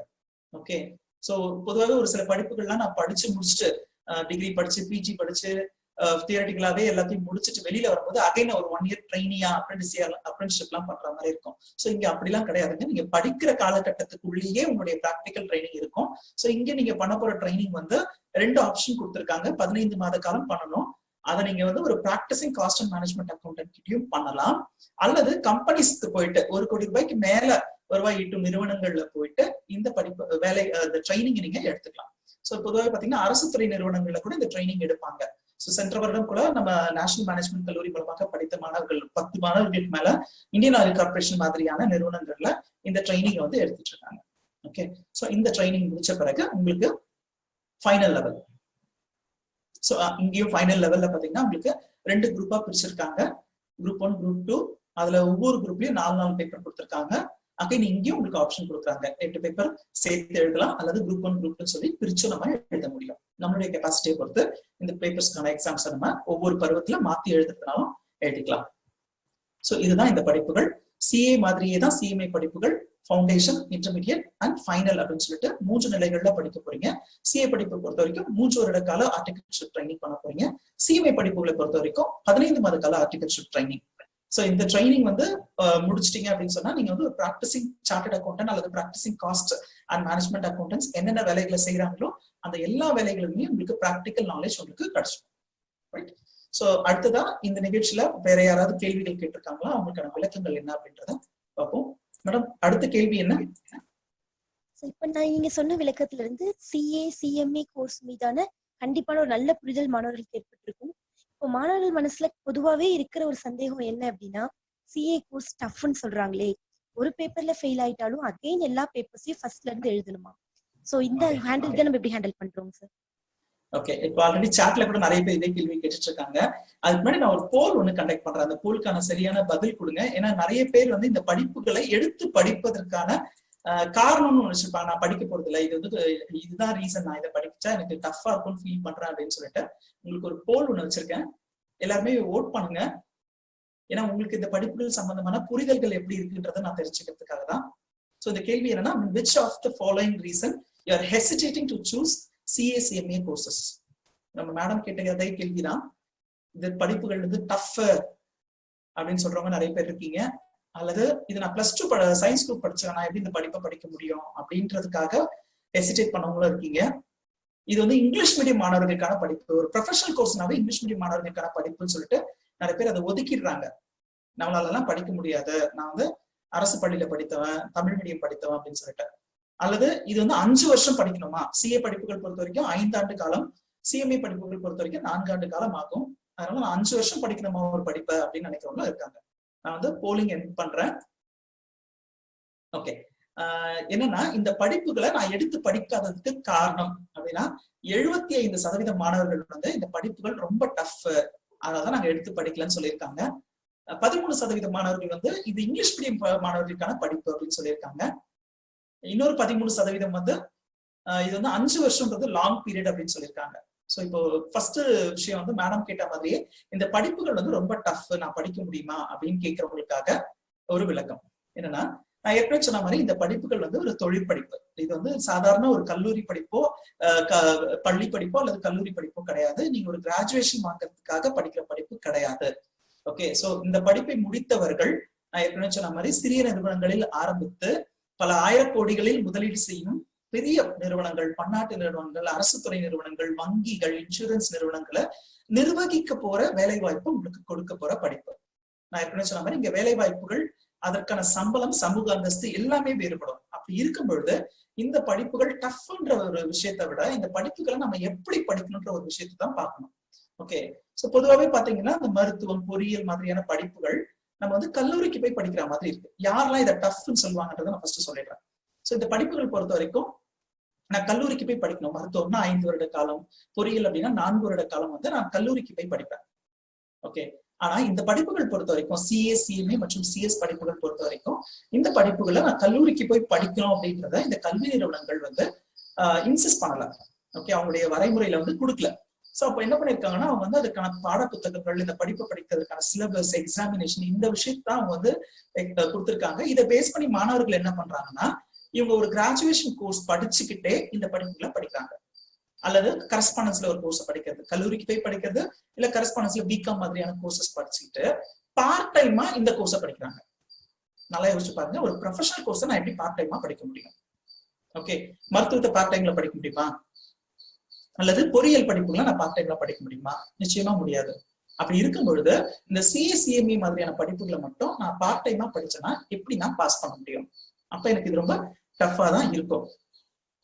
ஓகே, சோ அது மட்டும் இல்லாம நிறைய பேர் என்ன பண்ணுவாங்கன்னா வேலைக்கு போயிட்டு இந்த கோர்சஸ் எடுத்து படிப்பாங்க. சோ அப்ப அவங்க எதுல கான்சென்ட்ரேட் பண்ணுவாங்க? ஒரு நாளைக்கு 1 மணி நேரம் 2 மணி நேரம் கூட அவங்களால இந்த படிப்புகளுக்காக நேரம் ஒதுக்க முடியாது.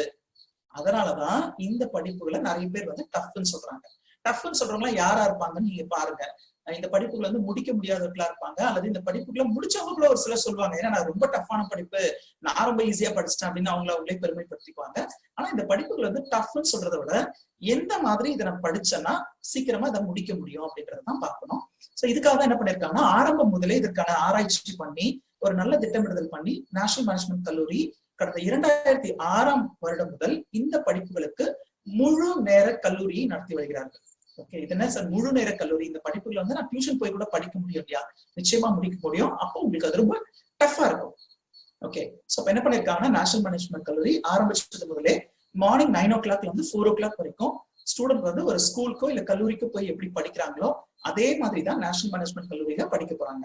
இந்த 6 மணி நேரத்துல அவங்களுக்கு நல்ல எக்ஸ்பீரியன்ஸ்டு ப்ரொஃபசர்ஸ் இருக்க போறாங்க. அவங்களுக்கு அவங்க ஒவ்வொரு பாடத்துக்கும் சப்ஜெக்ட் வைஸ் வந்து கிளாஸஸ் எடுக்க போறாங்க.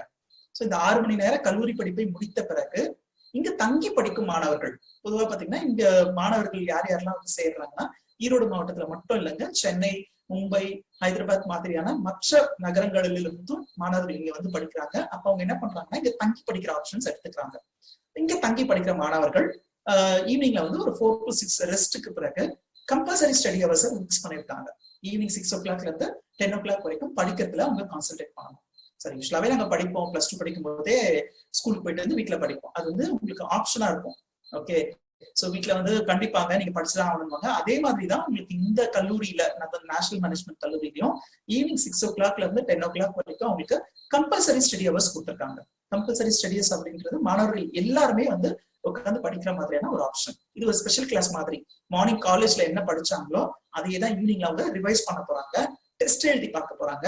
இந்த நேரத்துல அவங்களுக்கான சந்தேகங்களை தீர்ப்பதற்கு அவங்க கிட்ட ஒரு ஸ்டடி சூப்பர்வைசர்ஸ் இருப்பாங்க. ஒவ்வொரு 50 மாணவர்களுக்கும் ஒரு வார்டன் பிளஸ் ஒரு ஸ்டடி சூப்பர்வைசர்ஸ், ஒரு qualified and semi qualified professors வந்து அங்க அவைலபிளா இருப்பாங்க. அவங்க படிக்கும்பொழுது, ரிவைஸ் பண்ணி பார்க்கும்பொழுது, டெஸ்ட் எழுதி பார்க்கும்போது அவங்களுக்கு ஏதாவது சந்தேகங்கள் இருந்தா அன்னைக்கு பாடத்துல அன்னைக்கு அந்த சந்தேகத்தை வந்து நிவர்த்தி பண்ணிக்கிறாங்க. மொத்தத்துல ஒரு நாளைக்கு குறைந்தபட்சம் 10 முதல் 12 மணி நேரம் வரை படிப்பதற்கு மட்டுமே செலவு செய்தால் இந்த சப்ஜெக்ட்ஸ் வந்து உங்களுக்கு டஃபா இருக்காது.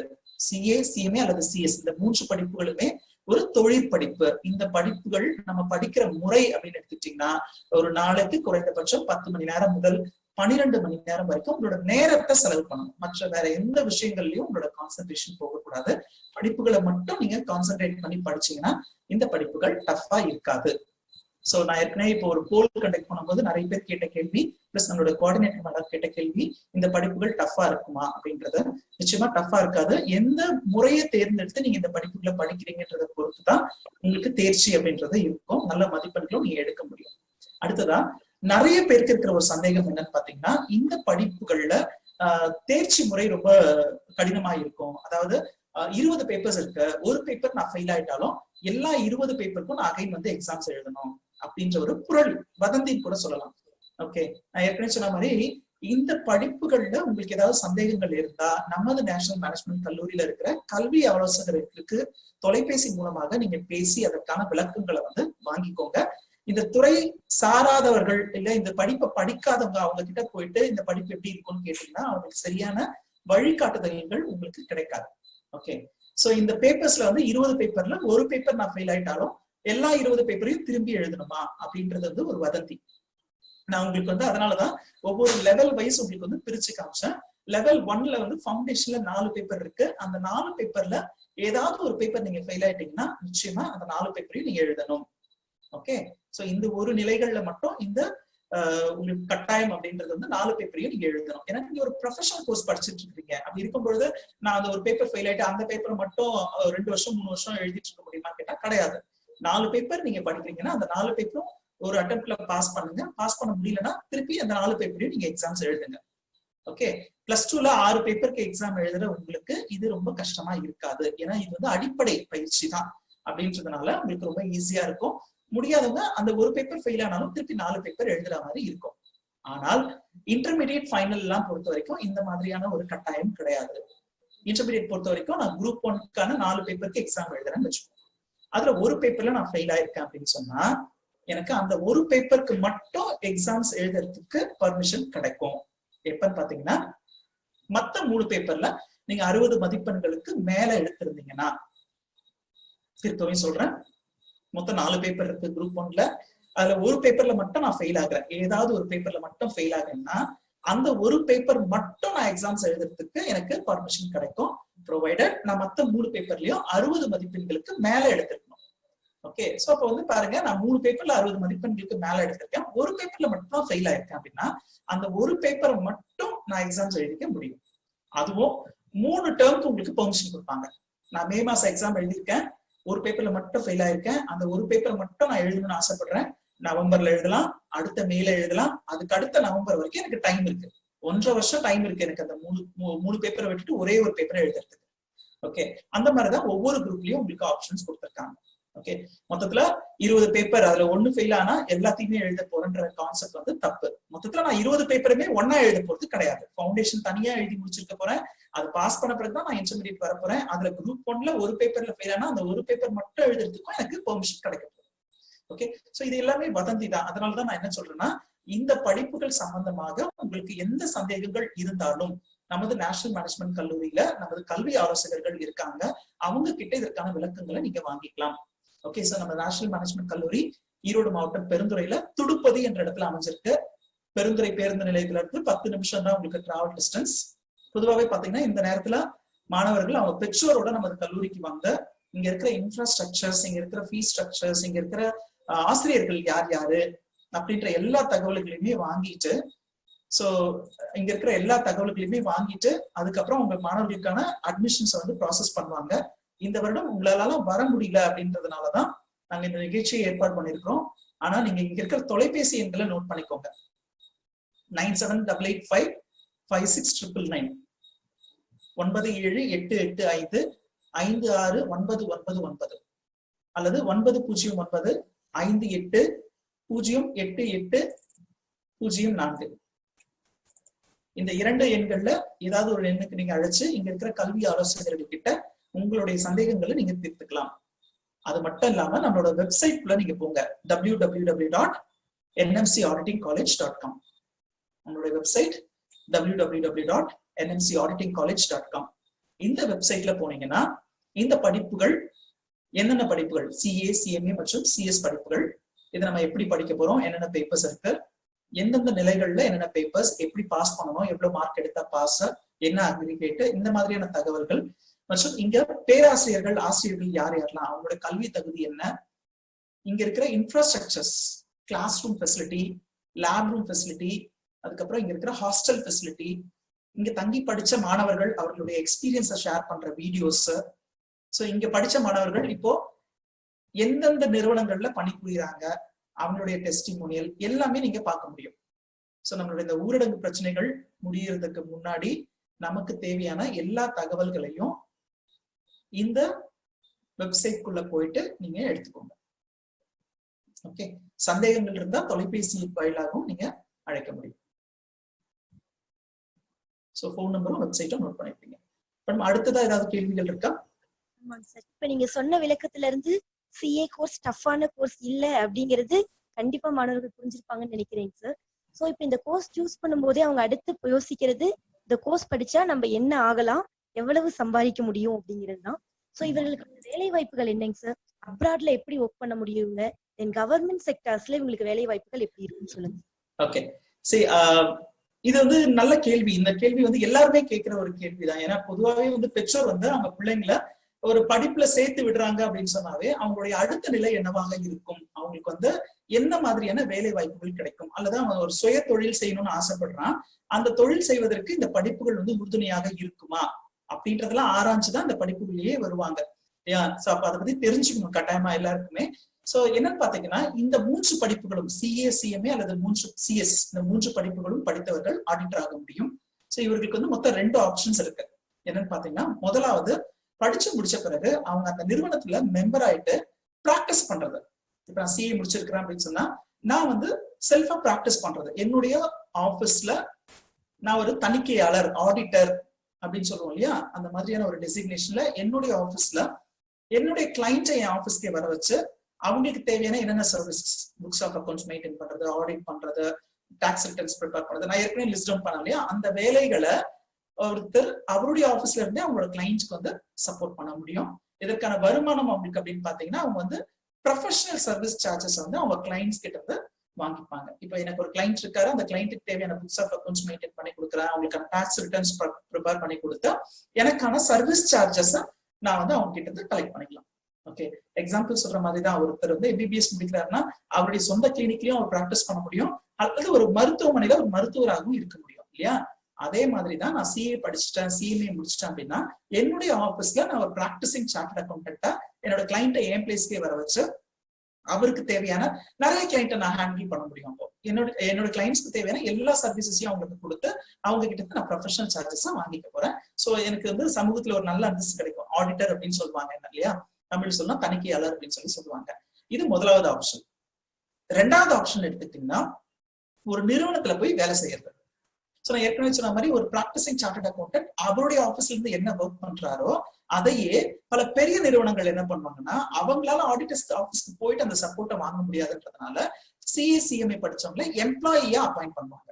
சோ அப்படி அப்பாயிண்ட் பண்ணும்போது அவங்களுக்கு ஒரு சாதாரண டெசிக்னேஷன் கிடையாதுங்க. நான் ஏற்கனவே சொன்ன மாதிரி CEO, CFO, legal advisor, financial advisor, tax advisor, அந்த மாதிரியான ஒரு ஹையர் டெசிக்னேஷன்ஸ் கொடுத்து அவங்களை அவங்களோட ஆபீஸ்லயே எம்ப்ளாயியா அப்பாயிண்ட் பண்ணி பல லட்சங்கள்ல சம்பளம் இருக்கும். நான் ஏற்கனவே சொன்ன மாதிரி 1 லட்சம், 1.5 லட்சம், 2 லட்சம்ல தான் அவங்களுடைய மாதாந்திர சம்பளமே இருக்கும்.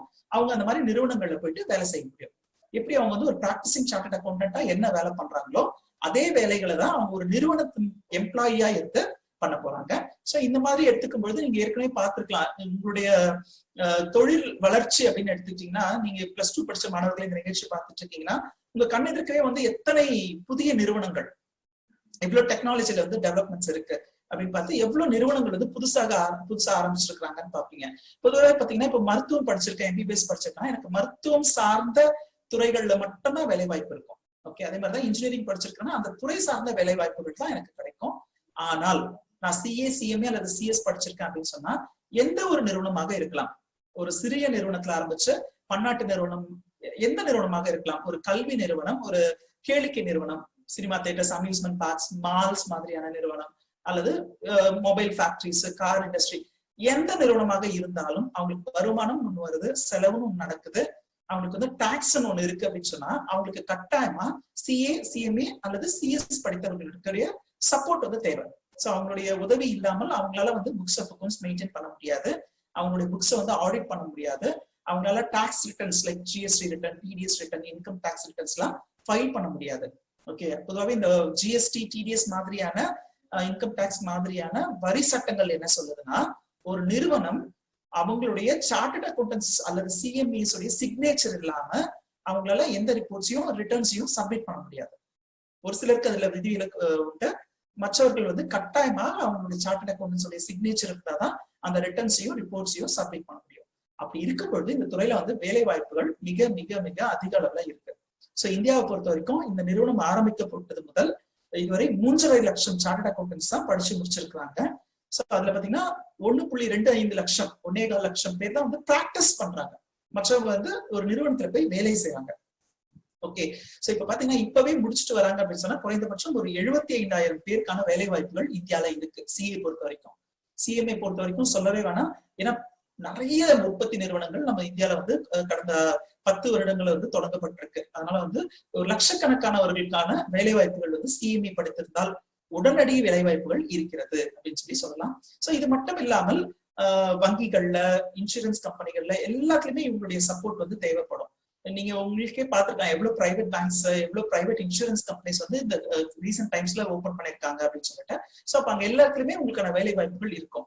இன்னும் சொல்ல போனா அரசாங்க வேலை வாய்ப்பு, அரசாங்க வேலை வாய்ப்பை பொறுத்த வரைக்கும் மாநில அளவுல ஒவ்வொரு மாநிலமும் தனிப்பட்ட முறையில தகுதி தேர்வுகளை நடத்தி அல்லது நேரடி நேர்முக தேர்வுகளை நடத்தி அவர்களை வந்து ரெக்ரூட் பண்றாங்க. மத்திய அரசாங்கம் பொறுத்த வரைக்கும் யூபிஎஸ்சி மூலமாக தகுதி தேர்வுகளை நடத்தி இந்த தேர்வுகளுக்கு ஆட்களை வந்து தேர்வு செய்யறாங்க. அப்படி இருக்கும் பொழுது இந்த படிப்பை படித்தவர்கள் அந்த தேர்வை எதிர்கொள்வது ரொம்ப ரொம்ப ரொம்ப ஈஸியா இருக்கும். ஓகே, சோ ஏன்னா இந்த படிப்புகள் வந்து அந்த துறை சார்ந்த தொழிற்படிப்பு நிபுணத்துவத்தை கொடுக்கக்கூடிய ஒரு படிப்பு. நீங்க பிளஸ் டூல வந்து அக்கௌண்டன்சி காமர்ஸ் படிக்கிறீங்க அப்படின்னா அந்த படிப்புகளுடைய உச்சகட்ட படிப்பே தான் வந்து உங்களுக்கு சிஏ, சிஎம்ஏ மற்றும் சிஎஸ் படிப்புகள். அந்த படிப்புகள் படித்தவர்களுக்கு நிபுணத்துவம் இருக்கும் அப்படின்றதுனால ஒரு மாநில அரசாங்கம் நடத்துகின்ற டிஎன்பிஎஸ்சி தேர்வுகளாக இருந்தாலும், மத்திய அரசாங்கம் நடத்துகின்ற யூபிஎஸ்சி மாதிரியான தேர்வுகளாக இருந்தாலும், அந்த தேர்வுகள்ல இந்த துறை சார்ந்த வேலை வாய்ப்புகளுக்கான அந்த தேர்வுகள்ல இவங்க எளிதில் வெற்றி பெற முடியும். இவர்களுக்கான வேலை வாய்ப்புகள் மிக அதிக அளவுல இருக்கு அப்படின்னு சொல்லலாம். எந்த ஒரு அரசாங்க நிறுவனமா இருந்தாலும் அவங்களுக்கு வந்து பினான்சியல் அட்வைசர் தேவைப்படுவாங்க, அவங்களுக்கு வந்து கம்பெனி செக்ரட்டரிஸ் தேவைப்படுவாங்க, அவங்களுக்கு ஒரு காஸ்ட் அக்கௌண்டன்ட் தேவைப்படுவாங்க. ஓகே, சோ அதனால இந்த துறையில வந்து வேலை வாய்ப்புகள் இருக்கு அப்படின்னா இவர்களுக்கு மட்டும்தான் முன்னுரிமை வழங்கப்படும். சோ ஜிஎஸ்டி, இன்கம் டாக்ஸ் மாதிரியான டாக்ஸ் டிபார்ட்மெண்ட்ஸ்லயும் வந்து கமிஷனர்ஸ் அந்த மாதிரியான ஒரு ஹையர் டெசிக்னேஷன்ஸ்க்கு ஐஆர்எஸ் தேர்வு எழுதியவர்கள் அவர்களுக்கு எல்லாருக்குமே இந்த படிப்பை படித்தவர்களுக்கு முன்னுரிமை அளிக்கப்படும். இது மட்டும் இல்லாம நிறைய பேருக்கு ஒரு ஆசை இருக்கும், என்னன்னா என் பையன் வந்து ஃபாரின்ல போய் வேலை செய்யணும் அப்படின்னு சொல்லிட்டு. ஃபாரின்ல போயிட்டு வேலை செய்யணும் அப்படின்னு சொன்னா இந்த படிப்புகளுக்கு எலிஜிபிலிட்டி இருக்கா? நிச்சயமா இருக்கு. இந்தியால மாதிரியே தான் ஃபாரின்லயும் இந்த படிப்புகளுக்கு 2 ஆப்ஷன்ஸ் இருக்கு உங்களுக்கு. ஒண்ணு நீங்க பிராக்டிஸ் பண்றது, அல்லது அங்க இருக்கிற ஒரு பெரிய நிறுவனங்கள்ல வந்து நீங்க ஒரு எம்ப்ளாயியா ஒர்க் பண்றது. நீங்க எப்படி இந்தியால ஒரு கம்பெனில நீங்க ஒர்க் பண்ண போறீங்களோ அதே மாதிரி அங்க இருக்கிற நிறுவனங்கள்ல நீங்க வேலை செய்வது. சோ வேலைக்குன்னு போனீங்கன்னா உங்களுக்கு எந்த ரெஸ்ட்ரிக்ஷன்ஸும் கிடையாது. இந்தியால இருக்கிற ஐசிஏஐ அல்லது ஐசிஎம்ஏஐ நிறுவனங்கள்ல படித்தவர்கள் வெளிநாடுகள்ல வேலைக்குன்னு போகும்பொழுது அவர்களுக்கு இங்கு வழங்கப்படும் சான்றிதழ்கள் வந்து சரியான சான்றிதழ்களா இருக்கிற பட்சத்துல அவங்களால நிச்சயமா வேலைக்கு நேரடியா சேர முடியும். ஒருவேளை நீங்க பிராக்டிசிங் சார்ட்டர்ட் அக்கௌண்டன்டா, பிராக்டிசிங் காஸ்ட் அக்கௌண்டன்டா மாறணும்னா அந்தந்த நாடுகள்ல இருக்க கல்வி நிறுவனங்கள் இருக்கு இல்லையா? எப்படி சொல்லணும்னா இப்ப இந்தியால வந்து ஐசிஐ சொல்லுவாங்க, மேலை நாடுகள்ல ஒரு சில நாடுகள் வந்து சிபிஏன்னு சொல்லுவாங்க, சர்டிஃபைட் பப்ளிக் அக்கௌண்டன்ட் அப்படிங்குவாங்க, சிஎம்ஏனும் இருக்கிறாங்க. அந்த மாதிரி கல்வி நிறுவனங்கள் இருக்கும். அந்த அரசாங்கம் வந்து அங்கீகரித்த கல்வி நிறுவனங்கள், அந்த நிறுவனங்கள்ல போயிட்டு அவங்களை ரெஜிஸ்டர் பண்ணிட்டு ஒரு சில பேப்பர்ஸ் மட்டும், குவாலிஃபிகேஷன் எக்ஸாம்ஸ் மட்டும் அவங்க எழுதுற மாதிரி இருக்கும். அப்பதான் பிராக்டிஸ் பண்ண முடியும். மறுபடியும் சொல்றேன், உங்களுக்கு 2 ஆப்ஷன் இருக்கு. இந்தியால நீங்க இருந்தீங்கன்னா எப்படி உங்களுக்கு 2 ஆப்ஷன் கொடுக்குறாங்களோ அதே மாதிரிதான் நீங்க வெளிநாடுகளுக்கு போனீங்கன்னா 2 ஆப்ஷன் கொடுப்பாங்க. முதலாவது ஆப்ஷன் நீங்க வந்து அங்க ஒரு எம்ப்ளாயியா ஒர்க் பண்றது. நிச்சயமா நீங்க இங்க படிச்ச படிப்பு அதனுடைய சர்டிபிகேட்ஸ் வச்சு மேலை நாடுகள்ல இருக்க எந்த நிறுவனங்களையும் நீங்க வேலைக்கு போக முடியும், நேரடியாக வேலைக்கு போக முடியும். உங்களுக்கு எந்த தடையும் கிடையாது. ஒருவேளை நீங்க வெளிநாட்டுகள்ல பிராக்டிசிங் சார்ட்டர்ட் அக்கௌண்டன்டாவோ இல்ல பிராக்டிசிங் கம்பெனி செக்ரட்டரி அல்லது காஸ்ட் அண்ட் மேனேஜ்மெண்ட் அக்கௌண்டன்ட் ஆகணும்னா அந்த நாடுகள்ல இருக்கிற கல்வி நிறுவனங்கள், இந்தியால எப்படி சிஏ நிறுவனம், சிஎம்ஏ நிறுவனம் இருக்கோ அதே மாதிரி அந்த நாடுகள்ல இருக்கிற கல்வி நிறுவனங்கள்ல உங்களை நீங்க ரெஜிஸ்டர் பண்ணிக்கிட்டு ஒரு சிறு ஒரு 4 பேப்பர்ஸ் 3 பேப்பர் ஒவ்வொரு நாடுகள்லயும் வேறுபடும். ஒரு குவாலிஃபிகேஷன் எக்ஸாம்ஸ் மட்டும் நீங்க எழுதிட்டு அந்த நாடுகள்லயும் நீங்க பிராக்டிஸ் செய்யலாம். ஓகே, இதுதான் உங்களுக்கான வேலை வாய்ப்புகள். நிச்சயமா இந்த படிப்பை முடித்தவர்களுக்கு வேலை இல்லை அப்படின்ற ஒரு பிரச்சனை கிடையவே கிடையாதுங்க. அதாவது நீங்க பார்த்திருக்கலாம் எந்த படிப்புகளா முடிச்சிருக்கிறாங்க அவங்களுக்கு இன்னும் வேலை கிடைக்கல அப்படின்ற மாதிரியான ஒரு சிச்சுவேஷன் இருக்கும். சிஎம்ஏ அல்லது சிஎஸ் படித்தவர்கள் இது வரைக்கும் வேலை இல்லை அப்படின்ற ஒரு சிச்சுவேஷன் ஃபேஸ் பண்ணதே கிடையாது. இதற்கான முக்கியமான காரணம் என்னன்னா அவர்களுக்கு வந்து இந்த படிப்புகள்ல வந்து வழங்கப்படுகின்ற அந்த பிராக்டிக்கல் ட்ரைனிங், இண்டஸ்ட்ரியல் ட்ரைனிங் தான். ஆல்ரெடி அவங்களுக்கான எக்ஸ்பீரியன்சஸ் கிடைச்சிருச்சு அப்படின்றதுனால வேலை வாய்ப்புகள் அவங்களுக்கு எளிதாக இருக்கும் அப்படின்னு சொல்லலாம். சோ இன்னொரு விஷயத்த நான் வந்து ரொம்பவே அழுத்தமா சொல்லணும். என்னன்னு பாத்தீங்கன்னா இந்த படிப்புகளை வந்து சாதாரணமா நீங்க படிச்சீங்கன்னா நிச்சயமா உங்களுக்கு வேலை வாய்ப்புகள் கிடைக்காது. இந்த படிப்புகள் படிக்கும் பொழுது நல்ல புரிதல்கள் வேணும், அண்டர்ஸ்டாண்டிங்கோட படிக்கணும். எக்ஸாம் பாயிண்ட் ஆஃப் வியூல நான் 40 மார்க்ஸ் எடுக்க போறேன் அப்படின்னு நினைச்சு படிச்சீங்கன்னா நிச்சயமா உங்களுக்கான வாய்ப்புகள் குறைவாகத்தான் இருக்கும். அதனாலதான் நேஷனல் மேனேஜ்மெண்ட் கல்லூரி வந்து இந்த மாணவர்களுக்கு கொடுக்குற விழிப்புணர்வே இந்த படிப்புகளுக்கு குறைந்தபட்சம் 10 மணி நேரம் முதல் 12 மணி நேரம் வரைக்கும் செலவு பண்ணி முழு நேரமாக இந்த படிப்பை நீங்க படிக்கணும் அப்படின்னு சொல்லிட்டு இன்சிஸ்ட் பண்றாங்க. புரிதல்களோட படிக்கும் பொழுது மட்டும்தான் உங்களால இந்த துறையில வந்து வல்லுநராக முடியும். மேடம் அடுத்த கேள்வி. இப்ப வந்து நீங்க பேசிட்டு இருக்கும்போது சிஏ சிஎம்ஏ முடித்தவர்களுக்கான வேலை வாய்ப்புகள் சொன்னீங்க. ஸ்டூடெண்ட்ஸ் என்ன யோசிப்பாங்கன்னா எல்லாருனாலையும் கோர்ஸ் முடிக்க முடியலையே, சோ ஒருவேளை கோர்ஸ் முடிக்க முடியாம போயிட்டா எங்களுக்கான வேலை வாய்ப்புகள் எப்படி இருக்கும்? சோ செமி குவாலிஃபைடுகளுக்கான வேலை வாய்ப்புகள் பத்தி சொல்லுங்க சார். ஓகே, சோ பொதுவாகவே பாத்தீங்கன்னா நாங்க மாணவர்களை வந்து ஊக்குவிப்போம். எப்படின்னா 5 வருட காலம் நீங்க கஷ்டப்பட்டு படிச்சீங்க. கஷ்டம்ன்றது என்னன்னா உங்களுடைய முழு கவனமும் படிப்புகள்ல மட்டும் செலுத்தி படிச்சீங்கன்னா இந்த படிப்புகளை முடித்த பிறகு உங்களுக்கு கிடைக்க போற அந்தஸ்து, உங்களுக்கு கிடைக்க போற வேலை வாய்ப்பு, உங்களுக்கு கிடைக்க போற சம்பளம் எல்லாமே வந்து உங்களை அடுத்த நிலைக்கு கொண்டு போயிடும். ஓகே, நீங்க வந்து உங்களுடைய ரிமைனிங் லைஃப்ல வந்து ரொம்ப சந்தோஷமா இருக்கலாம். ஓகே, 17 வயசுல +2 முடிக்கிறீங்க, 5 வருட காலம் செலவு பண்ணீங்கன்னா 22 வயசுல நீங்க ஒரு சக்சஸ்ஃபுல் சார்ட்டர்ட் அக்கௌண்டன்டா மாற முடியும். அதற்கு இடைப்பட்ட காலத்துல உங்களுக்கான பிரச்சனைகள் லைக் உங்களுக்கான பொருளாதார பிரச்சனைகளா இருக்கலாம், நீங்க வந்து வேலைக்கு போகணும்னு வீட்டுல இருக்கவங்க இன்சிஸ்ட் பண்ணலாம், குடும்ப சூழ்நிலை காரணமாக அந்த மாதிரி ஏதாவது பிரச்சனைகள் இருந்ததுனாலும் நீங்க அதை வந்து எப்படியாவது அதை புஷ் பண்ணி நீங்க அடுத்த லெவலுக்கு போயிருங்கன்னு தான் நாங்க சஜஸ்ட் பண்ணுவோம். அதையும் மீறி யாருக்காவது வந்து இல்ல சார் எங்க வீட்டுல படிக்க வேணாம்னு சொல்றாங்க, வேலைக்கு போக சொல்றாங்க அப்படின்னா அவர்களுக்கு வந்து இந்த படிப்புகள்ல நிறைய ஆப்ஷன்ஸ் இருக்கு. என்னன்னு பாத்தீங்கன்னா மற்ற இந்த தொழில் படிப்புகள்லயும் அந்த மாதிரியான ஒரு சிறப்பு அம்சமே கிடையாது. நான் வந்து ஒரு மருத்துவம் படிக்கிறேன், MBBS சேர்ந்துட்டேன், எனக்கே தெரியும் 5 வருஷம் நான் படிக்கணும்னு தெரியும், ஆனா ஒரு 3 வருஷம் படிக்கிறேன். அதுக்கப்புறம் வந்து இது கொஞ்சம் டஃபா இருக்குன்ற காரணத்துக்காகவோ இல்ல வந்து ஒரு பொருளாதார சூழ்நிலை இதனாலயே நான் வந்து படிக்க வேண்டாம்னு முடிவு பண்ணிட்டேன்னா நான் இத்தனை வருஷம் படிச்சதற்கு எந்த மதிப்புமே இருக்காது. சோ எனக்கு வந்து ஒரு அந்த பல்கலைக்கழகத்துல இருந்து எனக்கு ஒரு 3 வருஷம் முடிச்சிருக்குன்ற மாதிரியான ஒரு சர்டிபிகேட்டோ ஒரு செமி குவாலிஃபைடுன்ற மாதிரியான ஒரு சர்டிபிகேட்டோ எனக்கு கிடைக்காது. சோ இண்டஸ்ட்ரியில போய் நான் சொல்ல முடியுமா நான் வந்து MBBS 3 வருஷம் மட்டும் படிச்சிருக்கேன், நான் பிராக்டிஸ் பண்றேன்னு கேட்டா முடியாது. அதே மாதிரிதான் இன்ஜினியரிங், சட்டம் மாதிரியான எல்லா தொழிற்படிப்புகள்லயும் அவங்க முழுவதுமாக முடிக்கிற வரைக்கும் அவர்களுக்கான வாய்ப்புகள் மிக மிக மிக குறைவாக இருக்கும். வாய்ப்புகளே இல்லைன்னு கூட சொல்லலாம். ஓகே, ஆனா இந்த CA CMA அல்லது CS படிப்புகள் பொறுத்த வரைக்கும் நான் ஏதோ ஒரு காரணத்துக்காக பாதியிலேயே நிக்க வேண்டிய சூழ்நிலைக்குள்ள வரேன் அப்படின்னு சொன்னா எனக்கு ஒரு செமி குவாலிஃபைடு அப்படின்ற ஒரு சர்டிபிகேட் கிடைக்கும். ஓகே, எனக்கு ஒரு அங்கீகாரம் கிடைக்கும், அதுக்கான வேலை வாய்ப்புகளும் இருக்கு. எப்படின்னு பாத்தீங்கன்னா நான் CA படிக்கும் பொழுது ஃபவுண்டேஷன் அண்ட் இன்டர்மீடியட் முடிச்சுட்டு ஆர்டிகல்ஷிப் முடிச்சிருக்கேன் அப்படின்னா என்னை வந்து CA இன்டர்மீடியட் அப்படின்ற ஒரு குவாலிஃபைட் ப்ரொஃபஷனலா என்னை ட்ரீட் பண்ணி எனக்கும் வேலை வாய்ப்புகள் இருக்கு. நீங்க வந்து இந்த கிளாசிஃபைட் பேஜ் எல்லாம் எடுத்து பாத்தீங்கன்னா தெரியும், CA போட்டு பிராக்கெட்ல இன்டர்மீடியட்னு கொடுத்திருப்பாங்க. அந்த பர்சன்ஸ் அவங்க ரெக்ரூட் பண்ணுவாங்க. CA முடித்தவர்களுக்கு அடுத்த நிலையில தான் இந்த CA இன்டர்மீடியட் வரைக்கும் முடிச்சிருக்கவங்களுக்கு வாய்ப்புகள் இருக்கு. சோ குறைந்தபட்சம் 50,000 முதல் அவங்களுடைய வேலை வாய்ப்புகள் வந்து இருக்குன்னு சொல்லலாம். இதற்கு சாட்சியே வந்து நீங்க வாராந்திர பத்திரிகையில வர கிளாசிஃபைட் பேஜ்ல இந்த மேன் பவர் ரெக்ரூட் பண்றவங்க எப்படி அதுக்கான அட்வர்டைஸ்மெண்ட்ஸ் கொடுக்குறாங்கன்றத நீங்க பார்க்க முடியும். ஓகே, சோ இதுல இன்னொரு விஷயம் என்னன்னா நாங்க மாணவர்களுக்கு பொதுவாகவே சஜஸ்ட் பண்றது பொருளாதார சூழ்நிலை காரணமா தான் நீங்க வந்து இந்த படிப்புல தொடர முடியலன்னா உங்களுக்கு நிறைய ஆப்ஷன்ஸ் இருக்கு. நீங்க ஃபவுண்டேஷன் முடிச்சுட்டு இன்டர்மீடியட் முடிச்சுட்டு ஆர்டிகல்ஷிப் பண்றீங்க, 3 வருட காலம் ஆர்டிகல்ஷிப் பண்றீங்க. அப்ப உங்களுக்கு வந்து தேவையான ஊக்கத்தொகையை வந்து அந்த சார்ட்டர்ட் அக்கௌண்டன்ட் உங்களுக்கு கொடுக்க போறாரு. நான் ஏற்கனவே சொன்னாலே அந்த ஆர்டிகல்ஷிப்ல ஒவ்வொரு மாசமும் உங்களுக்கு ஊக்கத்தொகை கிடைக்கும். அது உங்களுடைய செலவுகளுக்கோ அல்லது வந்து நீங்க அடுத்த ஃபைனல் லெவல் படிப்பதற்கான ஒரு செலவுகளுக்கோ அது ரொம்பவே யூஸ்ஃபுல்லா இருக்கும்.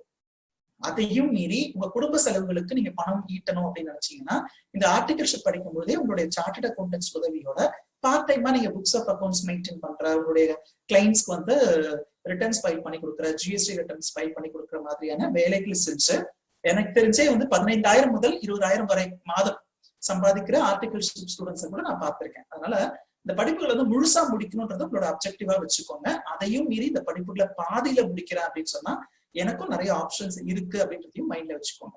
இது எதுக்காக நான் திருப்பியும் சொல்றேன்னா நம்ம அந்த கேட்டிருந்தோம் இல்லையா ஒரு போல்ல கொஸ்டின், அதாவது இந்த படிப்புகளை படிக்கிறதுக்கு நீங்க ஏன் ஹெசிடேட் பண்றீங்க அப்படின்னு சொல்லிட்டு நிறைய பேர் சொன்னது வந்து எனக்கு இந்த படிப்பு டஃப்னு ஒரு சிலர் சொன்னாங்க, ஒரு சிலர் வந்து 5 வருஷம் நான் படிக்கிறேன் அப்படின்னு சொன்னாங்க.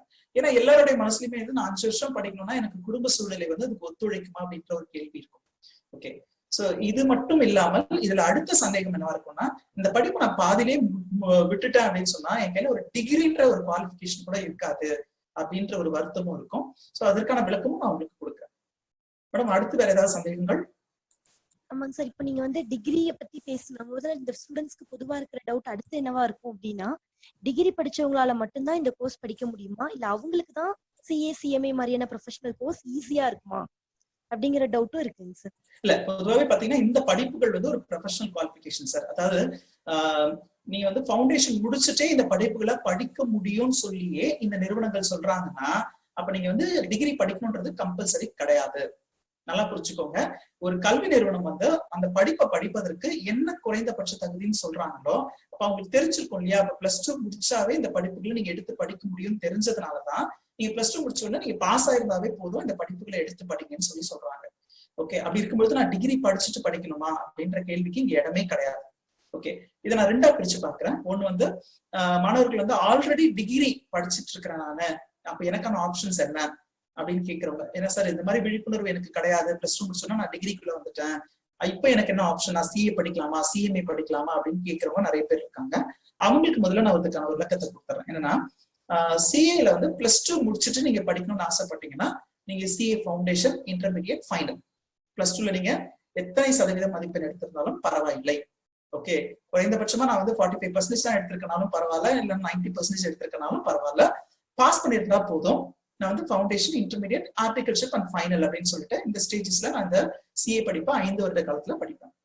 ஒருவேளை நான் இப்ப டிகிரி படிச்சுட்டு இருக்கேன்னா எனக்கு வந்து +2 முடிச்ச பிறகு நான் டிகிரி முடிச்சுட்டு அதுக்கப்புறமாவும் சிஏ படிக்க முடியும், சிஎம்ஏ எல்லாம் படிக்க முடியும் சார். அப்ப எனக்கு வந்து 17 வயசுல +2 முடிச்சு 3 வருஷம் டிகிரி படிச்சு திருப்பி நான் 5 வருஷம் சிஏ படிக்கணுமா அப்படின்னு கேட்டா நிச்சயமா அதுல ஒரே ஒரு எக்ஸம்ஷன்ஸ் மட்டும் கொடுப்பாங்க. என்னன்னா, நீங்க டிகிரி முடிச்ச பிறகு இந்த படிப்பை படிக்கணும் அப்படின்னு சொன்னா உங்களுக்கு ஃபவுண்டேஷன்ல மட்டும் எக்ஸம்ஷன் கொடுப்பாங்க. நீங்க இன்டர்மீடியட், ஆர்டிகல்ஷிப், ஃபைனல் அப்படின்ற ஒரு 3 ஸ்டேஜ்ல அந்த படிப்பை நீங்க முடிக்க முடியும். அதாவது ஃபவுண்டேஷனுக்கு மட்டும் உங்களுக்கு எக்ஸம்ஷன் கிடைக்கும். இன்டர்மீடியட், ஆர்டிகல்ஷிப் அண்ட் ஃபைனல் அந்த மற்ற 3 நிலைகள்ல இந்த படிப்பை நீங்க படிக்கலாம். ஓகே, சோ அப்போ அந்த ஃபவுண்டேஷனுக்கு எனக்கு எலிஜிபிலிட்டி கிடைக்குமா, எக்ஸம்ஷன் எலிஜிபிலிட்டி கிடைக்குமானா டிகிரியை பொறுத்த வரைக்கும் 2ஆ பிரிச்சு பாக்குறாங்க. நீங்க காமர்ஸ் டிகிரி முடிச்சிருந்தீங்க, பிகாம், பிபிஏ மாதிரியான காமர்ஸ் டிகிரி முடிச்சிருந்தீங்கன்னா நீங்க உங்களுடைய டிகிரியில 55%க்கு மேல எடுத்திருக்கணும். ஓகே, அப்பதான் உங்களுக்கு வந்து நேரடியாக இன்டர்மீடியட் படிக்கிற எலிஜிபிலிட்டி கிடைக்கும். ஒருவேளை நீங்க science group like BSc computer science, chemistry, BCA, BE மாதிரியான சயின்ஸ் ஸ்ட்ரீம்ல, மேத்ஸ் ஸ்ட்ரீம்ல படிச்சிருந்தீங்கன்னா நீங்க 60% அண்ட் அபோவ் எடுத்திருந்தா மட்டும்தான் இன்டர்மீடியட்ல டைரக்டா ஜாயின் பண்ண முடியும். ஓகே, சோ நான் வந்து உங்களுக்கு ஒரு விளக்கமா சொல்றோம் அப்படின்னா, சார் நான் +2ல தவறிட்டேன், +2 முடிச்சுட்டு சிஎம்ஏ கோர்ஸ் சேர்றதுக்கு மிஸ் பண்ணிட்டு டிகிரிக்குள்ள வந்துட்டேன், இப்ப நான் வந்து சிஏ சிஎம்ஏ படிக்க முடியுமா, நிச்சயமா படிக்க முடியும். சரிங்க சார், அப்ப +2 படிச்சவங்களுக்கு எங்களுக்கும் என்ன வித்தியாசம், எங்களுக்கு ஏதாவது எக்ஸம்ஷன் கிடைக்குமான்னு கேட்டா நிச்சயமா கிடைக்கும். உங்களுக்கு ஃபவுண்டேஷன் வந்து எழுதாம நீங்க நேரடியா இன்டர்மீடியட் போறதுக்கான வசதிகள் உண்டு. அதுக்கு நான் என்ன பண்ணணும் அப்படின்னா, காமர்ஸ் ஸ்ட்ரீம்ல படிச்சிருந்தா 55% அபோவ் எடுத்திருக்கணும், சயின்ஸ் ஸ்ட்ரீம்ல படிச்சிருந்தா எனக்கு 60% அபோவ் எடுத்திருக்கணும். சோ இது ஒரு ரீசன் போதும். நீங்க +2 முடிச்சுட்டு டிகிரி படிக்கணும்ன்ற ஆர்வத்தை விட்டுட்டு நேரடியா சிஎஸ்சிஎம்ஏ படிக்கலாம். ஏன்னா +2 படிச்சிருந்தா ஜஸ்ட் பாஸ் ஆயிருந்தா போதும், நான் நேரடியா சிஎஸ்சிஎம்ஏ கோர்சஸ் எடுத்து படிக்க முடியும். இதே நான் டிகிரின்னு வந்துட்டேன்னா டிகிரில ஏதோ ஒரு காரணத்துக்காக நான் 55% கீழே எடுத்திருக்கேன்னு வச்சுக்கோங்க, என்னால நிச்சயமா நேரடியா இன்டர்மீடியட் போக முடியாது. அகைன் நான் ஃபவுண்டேஷன், இன்டர்மீடியட், ஆர்டிகல்ஷிப் அண்ட் ஃபைனல்னு சொல்லிட்டு போக வேண்டியிருக்கும். ஸோ இதுக்காக மாணவர்களுக்கு வந்து இப்ப +2 முடிச்ச மாணவர்களுக்கு நான் கூறுற அட்வைஸ் வந்து, நீங்க ரெடியா இருக்கீங்க சிஏ சிஎம்ஏ படிப்புகள்ல ஃபவுண்டேஷன் சேருவதற்கு உங்களுக்கு எலிஜிபிலிட்டி இருக்கு, நீங்க பாஸ் ஆயிருந்தா மட்டும் போதும், இப்பவே நீங்க இந்த படிப்புகள்ல சேருங்க. அப்புறமா வந்து டிகிரின்ற ஒரு விஷயத்தை போட்டு நீங்க குழப்பிக்க வேண்டாம். ஓகே, இதுல இன்னொரு விஷயம் என்னன்னா, மேடம் கேட்ட கேள்வி, நான் டிகிரி முடிச்சுட்டு அதுக்கப்புறம் இதுக்குள்ள வரணுமா, நிறைய பேருக்கு சந்தேகம் இருக்கு அப்படின்றது, அதுக்கான விளக்கம் தான் நான் இப்ப கொடுத்தேன். அடுத்தது பாத்தீங்கன்னா, சார் என்கிட்ட ஒரு டிகிரியே இருக்காதே பரவாயில்லையா அப்படின்னு கேட்பாங்க. சார் எதுக்கு சார், நீங்க படிக்கிற இந்த சிஏ படிப்புகள் வந்து முதுகலை பட்ட படிப்புகளுக்கு ஈக்குவல், ஒரு பிஜி கோர்ஸ்க்கு ஈக்குவலா இருக்கும் உங்களோட சிஏ குவாலிஃபிகேஷன். அப்புறம் எதுக்கு உங்க கையில வந்து டிகிரி சர்டிபிகேட் இருக்கணும் இல்லையா? சோ அதனால வந்து இந்த ஒரு பிகாம் படிப்புகள் அப்படின்றத விட பிகாம் முடிச்சு நீங்க எம்பிஏ, எம்காம் மாதிரியான பிஜி முடிச்சா என்ன குவாலிஃபிகேஷன் உங்க கையில இருக்குமோ அதுதான் நீங்க சிஏ படிச்சீங்கன்னா உங்க கையில குவாலிஃபிகேஷனா இருக்க போகுது. அப்படி இருக்கும்பொழுது என் கையில டிகிரி இல்லையே அப்படின்ற வருத்தம் எனக்கு தேவை கிடையாது. ஓகே, இது ஒரு விஷயம். இல்ல அதையும் மீறி எனக்கு டிகிரி வேணும் அப்படின்னு ஆரம்பிச்சீங்கன்னா, நேஷனல் மேனேஜ்மெண்ட் கல்லூரி இதுக்கான ஒரு சிறப்பான ஏற்பாடு பண்ணியிருக்காங்க. ஏன்னா நான் ஃபவுண்டேஷன் அண்ட் இன்டர்மீடியட் படிக்கிறேன் அப்படின்னு சொன்னா, அப்பவே வந்து ஃபவுண்டேஷன் சேரும்போது என்ன வந்து இக்னோ, இந்திரா காந்தி நேஷனல் ஓப்பன் யூனிவர்சிட்டின்னு சொல்றோம் இல்லையா, மத்திய அரசாங்கத்துடைய யூஜிசியோட கண்ட்ரோல்ல இருக்கிற இக்னோ யூனிவர்சிட்டியில நமக்கு பிகாம்கான ஒரு ரெஜிஸ்ட்ரேஷன் பண்றாங்க. ஓகே சார், அப்ப நான் டிகிரி படிச்சுட்டே சிஏ படிக்க வேணும்னு சொன்னீங்க, இப்ப என்ன சார் இந்த மாதிரி சொல்றீங்களா அப்படின்னு கேட்கணும்னா, பொதுவாகவே டிகிரின்னு எடுத்துக்கிட்டீங்கன்னா உங்களுக்கு ஒரு செமஸ்டருக்கு 5 பேப்பர் இருக்கும், 6 செமஸ்டர் இருக்கும், மொத்தம் 30 பேப்பருக்கான எக்ஸாம்ஸ் எழுதணும். ஓகே, அந்த 30 பேப்பருக்கான எக்ஸாம்ஸ்க்கு கான்சென்ட்ரேட் பண்ணுவீங்களா அல்லது உங்களோட ப்ரொஃபஷனல் கோர்சஸ்க்கு கான்சென்ட்ரேட் பண்ணுவீங்களா? உங்களால கஷ்டமா இருக்கும், உங்களால மேனேஜ் பண்ண முடியாது. அதுக்காக தான் நம்ம என்ன சொல்றோம்னா, நேஷனல் மேனேஜ்மெண்ட் கல்லூரி நீங்க ஃபவுண்டேஷன் செய்யற பொழுது உங்களுக்கு இக்னோல பிகாம்கான ரெஜிஸ்ட்ரேஷன் பண்றாங்க. நீங்க ஃபவுண்டேஷன் அண்ட் இன்டர்மீடியட் எக்ஸாம்ஸ் சக்சஸ்ஃபுல்லா முடிச்சிடுங்க. நீங்க பிகாம்க்கு வெறும் 4 பேப்பர்ஸ்க்கு மட்டும் எக்ஸாம்ஸ் எழுதினா போதும். 30 பேப்பர் கிடையாதுங்க. பிகாம்க்கு வெறும் 4 பேப்பருக்கான எக்ஸாம்ஸை மட்டும் எழுதுனீங்கன்னா உங்களுக்கு பிகாம் அக்கௌண்ட்ஸ் அண்ட் ஃபைனான்ஸ் அப்படின்ற ஒரு சர்டிபிகேட்டும் உங்க கைக்கு கிடைச்சிடும். அப்போ நீங்க ஃபவுண்டேஷன் இன்டர்மீடியட் முடிக்கிற பட்சத்துல உங்க கையில BCom accounts and finance certificate, அதுவும் இக்னோ மூலமாக உங்க கையில இருக்கும். அப்ப நான் டிகிரி படிக்கலைன்ற ஒரு வருத்தமும் எனக்கு தேவை கிடையாது.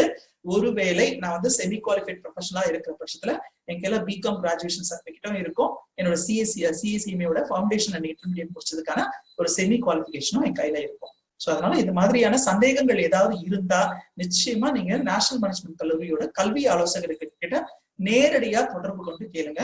ஏன்னா இப்பவே பாருங்க, இத்தனை பேர் இவ்வளவு கேள்விகள் கேட்டுட்டு இருக்கீங்க. அவங்களுக்கு சரி, ஒரு சிலருக்கு தவறான புரிதல்கள், ஒரு சிலர் தவறான முறையில அவங்களை வழிகாட்டி இருக்காங்க. சோ இந்த ப்ராப்ளம சால்வ் பண்றதுக்காக நம்ம என்ன பண்ணிருக்கோம்னா, உங்களுக்கு தொலைபேசி எண்கள் கொடுத்திருக்கோம். இந்த எண்களை நோட் பண்ணிக்கோங்க. அல்லது நம்மளுடைய வெப்சைட் nncauditingcollege.com அப்படின்ற ஒரு வெப்சைட் குள்ள போனீங்கன்னா உங்களுக்கு தேவையான எல்லா தகவல்களையும் உங்களுக்கு கிடைக்கும். சோ நான் ஏற்கனவே சொன்ன மாதிரி இங்கே தங்கி படிப்பதற்கான வசதிகள் எப்படி இருக்கு, பேருந்து வசதிகள் எப்படி இருக்கு, அல்லது நீங்க படிக்கும் பொழுது உங்களுடைய ஆசிரியர்கள் யாராக இருப்பார்கள், இங்க படித்த மாணவர்கள் அவங்களுடைய எக்ஸ்பீரியன்ஸ் என்ன அப்படின்ற எல்லா தகவல்களுமே, இந்த படிப்புகளை நான் எப்படி படிக்கலாம்ன்றதுல ஆரம்பிச்சு எல்லா தகவல்களுமே உங்களுக்கு இந்த வெப்சைட் மூலமா உங்களுக்கு கிடைக்கும். வீடியோஸ் நிறைய இருக்கு, ஷேர் பண்ணி அதை உங்க ஃப்ரெண்ட்ஸ்க்கும் ஷேர் பண்ணுங்க. சோ இந்த படிப்புகள் சம்பந்தப்பட்ட விளக்கங்களை நீங்க வாங்கிக்கலாம். இங்க ஏற்கனவே படிச்ச ஒரு மாணவர் அவருடைய எக்ஸ்பீரியன்ஸ் நமக்கு ஷேர் பண்றாங்க. சோ ஜெயஸ்ரீன்ற ஒரு மாணவர், அந்த வீடியோ நீங்க பார்க்கலாம்.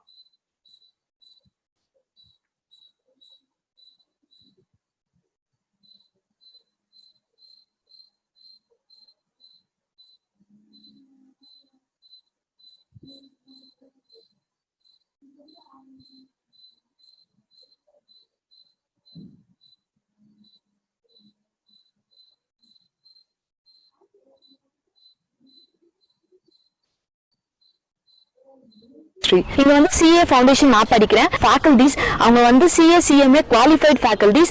அவங்களோட அந்த ஃபீல்ட்ல அவங்க இருக்கிறதுனால இண்டஸ்ட்ரியல் நாலேஜஸோட எங்களுக்கு அவங்களோட எக்ஸ்பீரியன்ஸும் சேர்த்து கிளாஸஸா எடுக்கிறாங்க.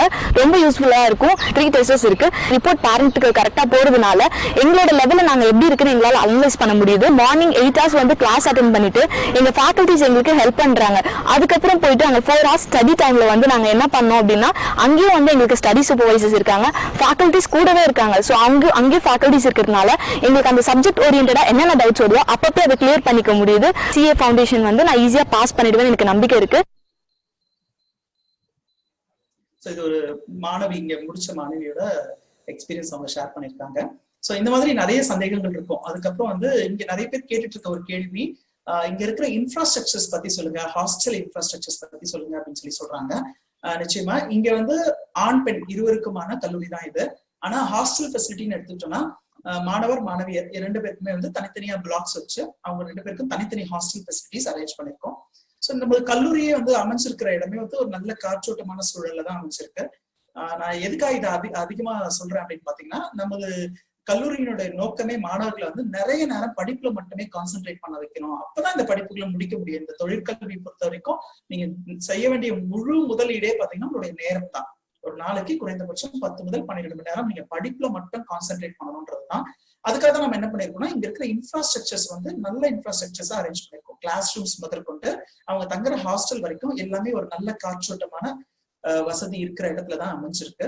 சோ அதுக்கப்புறம் இந்த ஹாஸ்டல்ல பாத்தீங்கன்னா பாய்ஸ்க்கு கேர்ள்ஸ்க்கு தனித்தனியா ஹாஸ்டல் ஃபெசிலிட்டிஸ், அதுல வார்டன்ஸ், சூப்பர்வைசர்ஸ், இந்த ஸ்டடி ஹவர்ஸ்ல நீங்க உங்களை கண்ட்ரோல் பண்ண போற சூப்பர்வைசரா இருந்தாலும் வார்டனா இருந்தாலும் எல்லாருமே ஆண்களுக்கு தனியா ஆண் வார்டன்ஸ், ஆண் சூப்பர்வைசர், பெண்கள் மாணவியர் தங்கி இருக்கிற ஹாஸ்டல்ல பாத்தீங்கன்னா லேடி ஸ்டாஃப்ஸ் தான் வந்து சூப்பர்வைசர்ஸாகவும் ஸ்டடி சூப்பர்வைசர்ஸாகவும் வார்டன்ஸாகவும் அப்பாயிண்ட் பண்ணிருக்கோம்.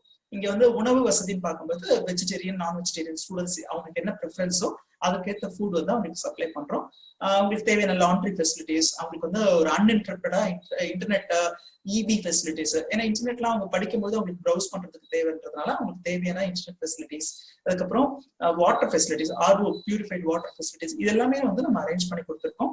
ஸோ இங்க தங்கி படிக்கிற மாணவர்கள் வந்து அவங்களுடைய முழு நேரமும் படிப்புகள்ல தான் கான்சென்ட்ரேட் பண்ற மாதிரி இருக்கும். வேற எதுவும் அவங்களுக்கு வந்து குறைகள் இருக்காது. இருந்ததுன்னா அவங்களால படிப்புகள்ல கான்சென்ட்ரேட் பண்ண முடியாது. இந்த அளவுக்கு தேர்ச்சி விகிதம் வந்து நம்ம கல்லூரி மூலமா கொடுக்க முடியாது. ஸோ அதனாலதான் தேவையான எல்லா இன்ஃப்ராஸ்ட்ரக்சர்ஸையும் நம்ம அரேஞ்ச் பண்ணி கொடுத்துருக்கோம்.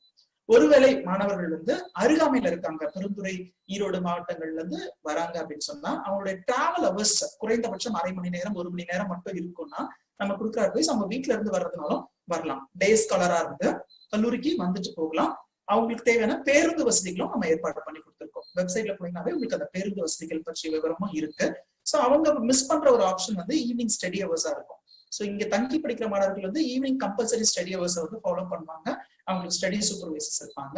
இல்ல டே ஸ்காலரா இருந்தாங்கன்னா அவங்க வீட்டுக்கு போய் அவங்களோட முயற்சியில அவங்க ஈவினிங்ல வந்து படிக்கிற மாதிரி இருக்கும். ஸோ இதுதான் வந்து இங்க இருக்கிற இன்ஃப்ராஸ்ட்ரக்சர் ஃபெசிலிட்டிஸ். ஏற்கனவே சொன்ன மாதிரி ப்ரொஃபசர்ஸ் பொறுத்த வரைக்கும் இங்க வந்து ஒரு குவாலிஃபைட் ப்ரொஃபசர்ஸ் தான். இந்த துறையில வந்து பணிபுரிவர்கள், அதாவது சிஏ சிஎம்ஏ அல்லது சிஎஸ் படித்தவர்கள், அந்த துறையில தொழில் நிறுவனங்கள்ல ஒரு தனியார் நிறுவனம் அல்லது அரசு துறை நிறுவனங்கள்ல பணிபுரிபவர்கள், எக்ஸ்பீரியன்ஸ்டு ஃபேக்கல்டிஸ்கள் மட்டும்தான் இந்த பயிற்சியில வந்து நல்ல முறையில கொடுக்க முடியும். அப்பதான் வந்து நல்ல பர்சன்டேஜ் இருக்குன்றதுனால அந்த மாதிரியான நல்ல அரேஞ்ச்மெண்ட்ஸும் பண்ணிருக்கோம். மேடம் வேற ஏதாவது சந்தேகங்கள் இருக்கா? இப்போ வந்து இன்னைக்கு ஃபுல்லா நீங்க கொடுத்த இந்த விளக்கத்துல இருந்து கண்டிப்பா சிஏ சிஎம்ஏ கோர்ஸ் பற்றி பல கேள்விகளுக்கு ஸ்டூடெண்ட்ஸ்க்கு ஆன்சர் கிடைச்சிருக்கும். ஸோ இப்போ மாணவர்கள் சேட்ல கேட்டுட்டு இருக்க நெக்ஸ்ட் கொஸ்டின் என்ன அப்படின்னா, எப்படி நம்ம நேஷனல் மேனேஜ்மெண்ட் காலேஜ்ல அட்மிஷன் போடுறது? ஸோ நம்ம அட்மிஷன் ப்ரொசீஜர்ஸ் பத்தி சொல்லுங்க sir. Okay, so admission procedure பொறுத்த வரைக்கும் நான் ஏற்கனவே இந்த வெப்சைட்ல வந்து ஆரம்பத்திலேயே ஒரு ஸ்டூடெண்ட் கேட்டாரு, நான் எப்படி சேர முடியும் அப்படின்னு சொல்லி கேட்டாரு.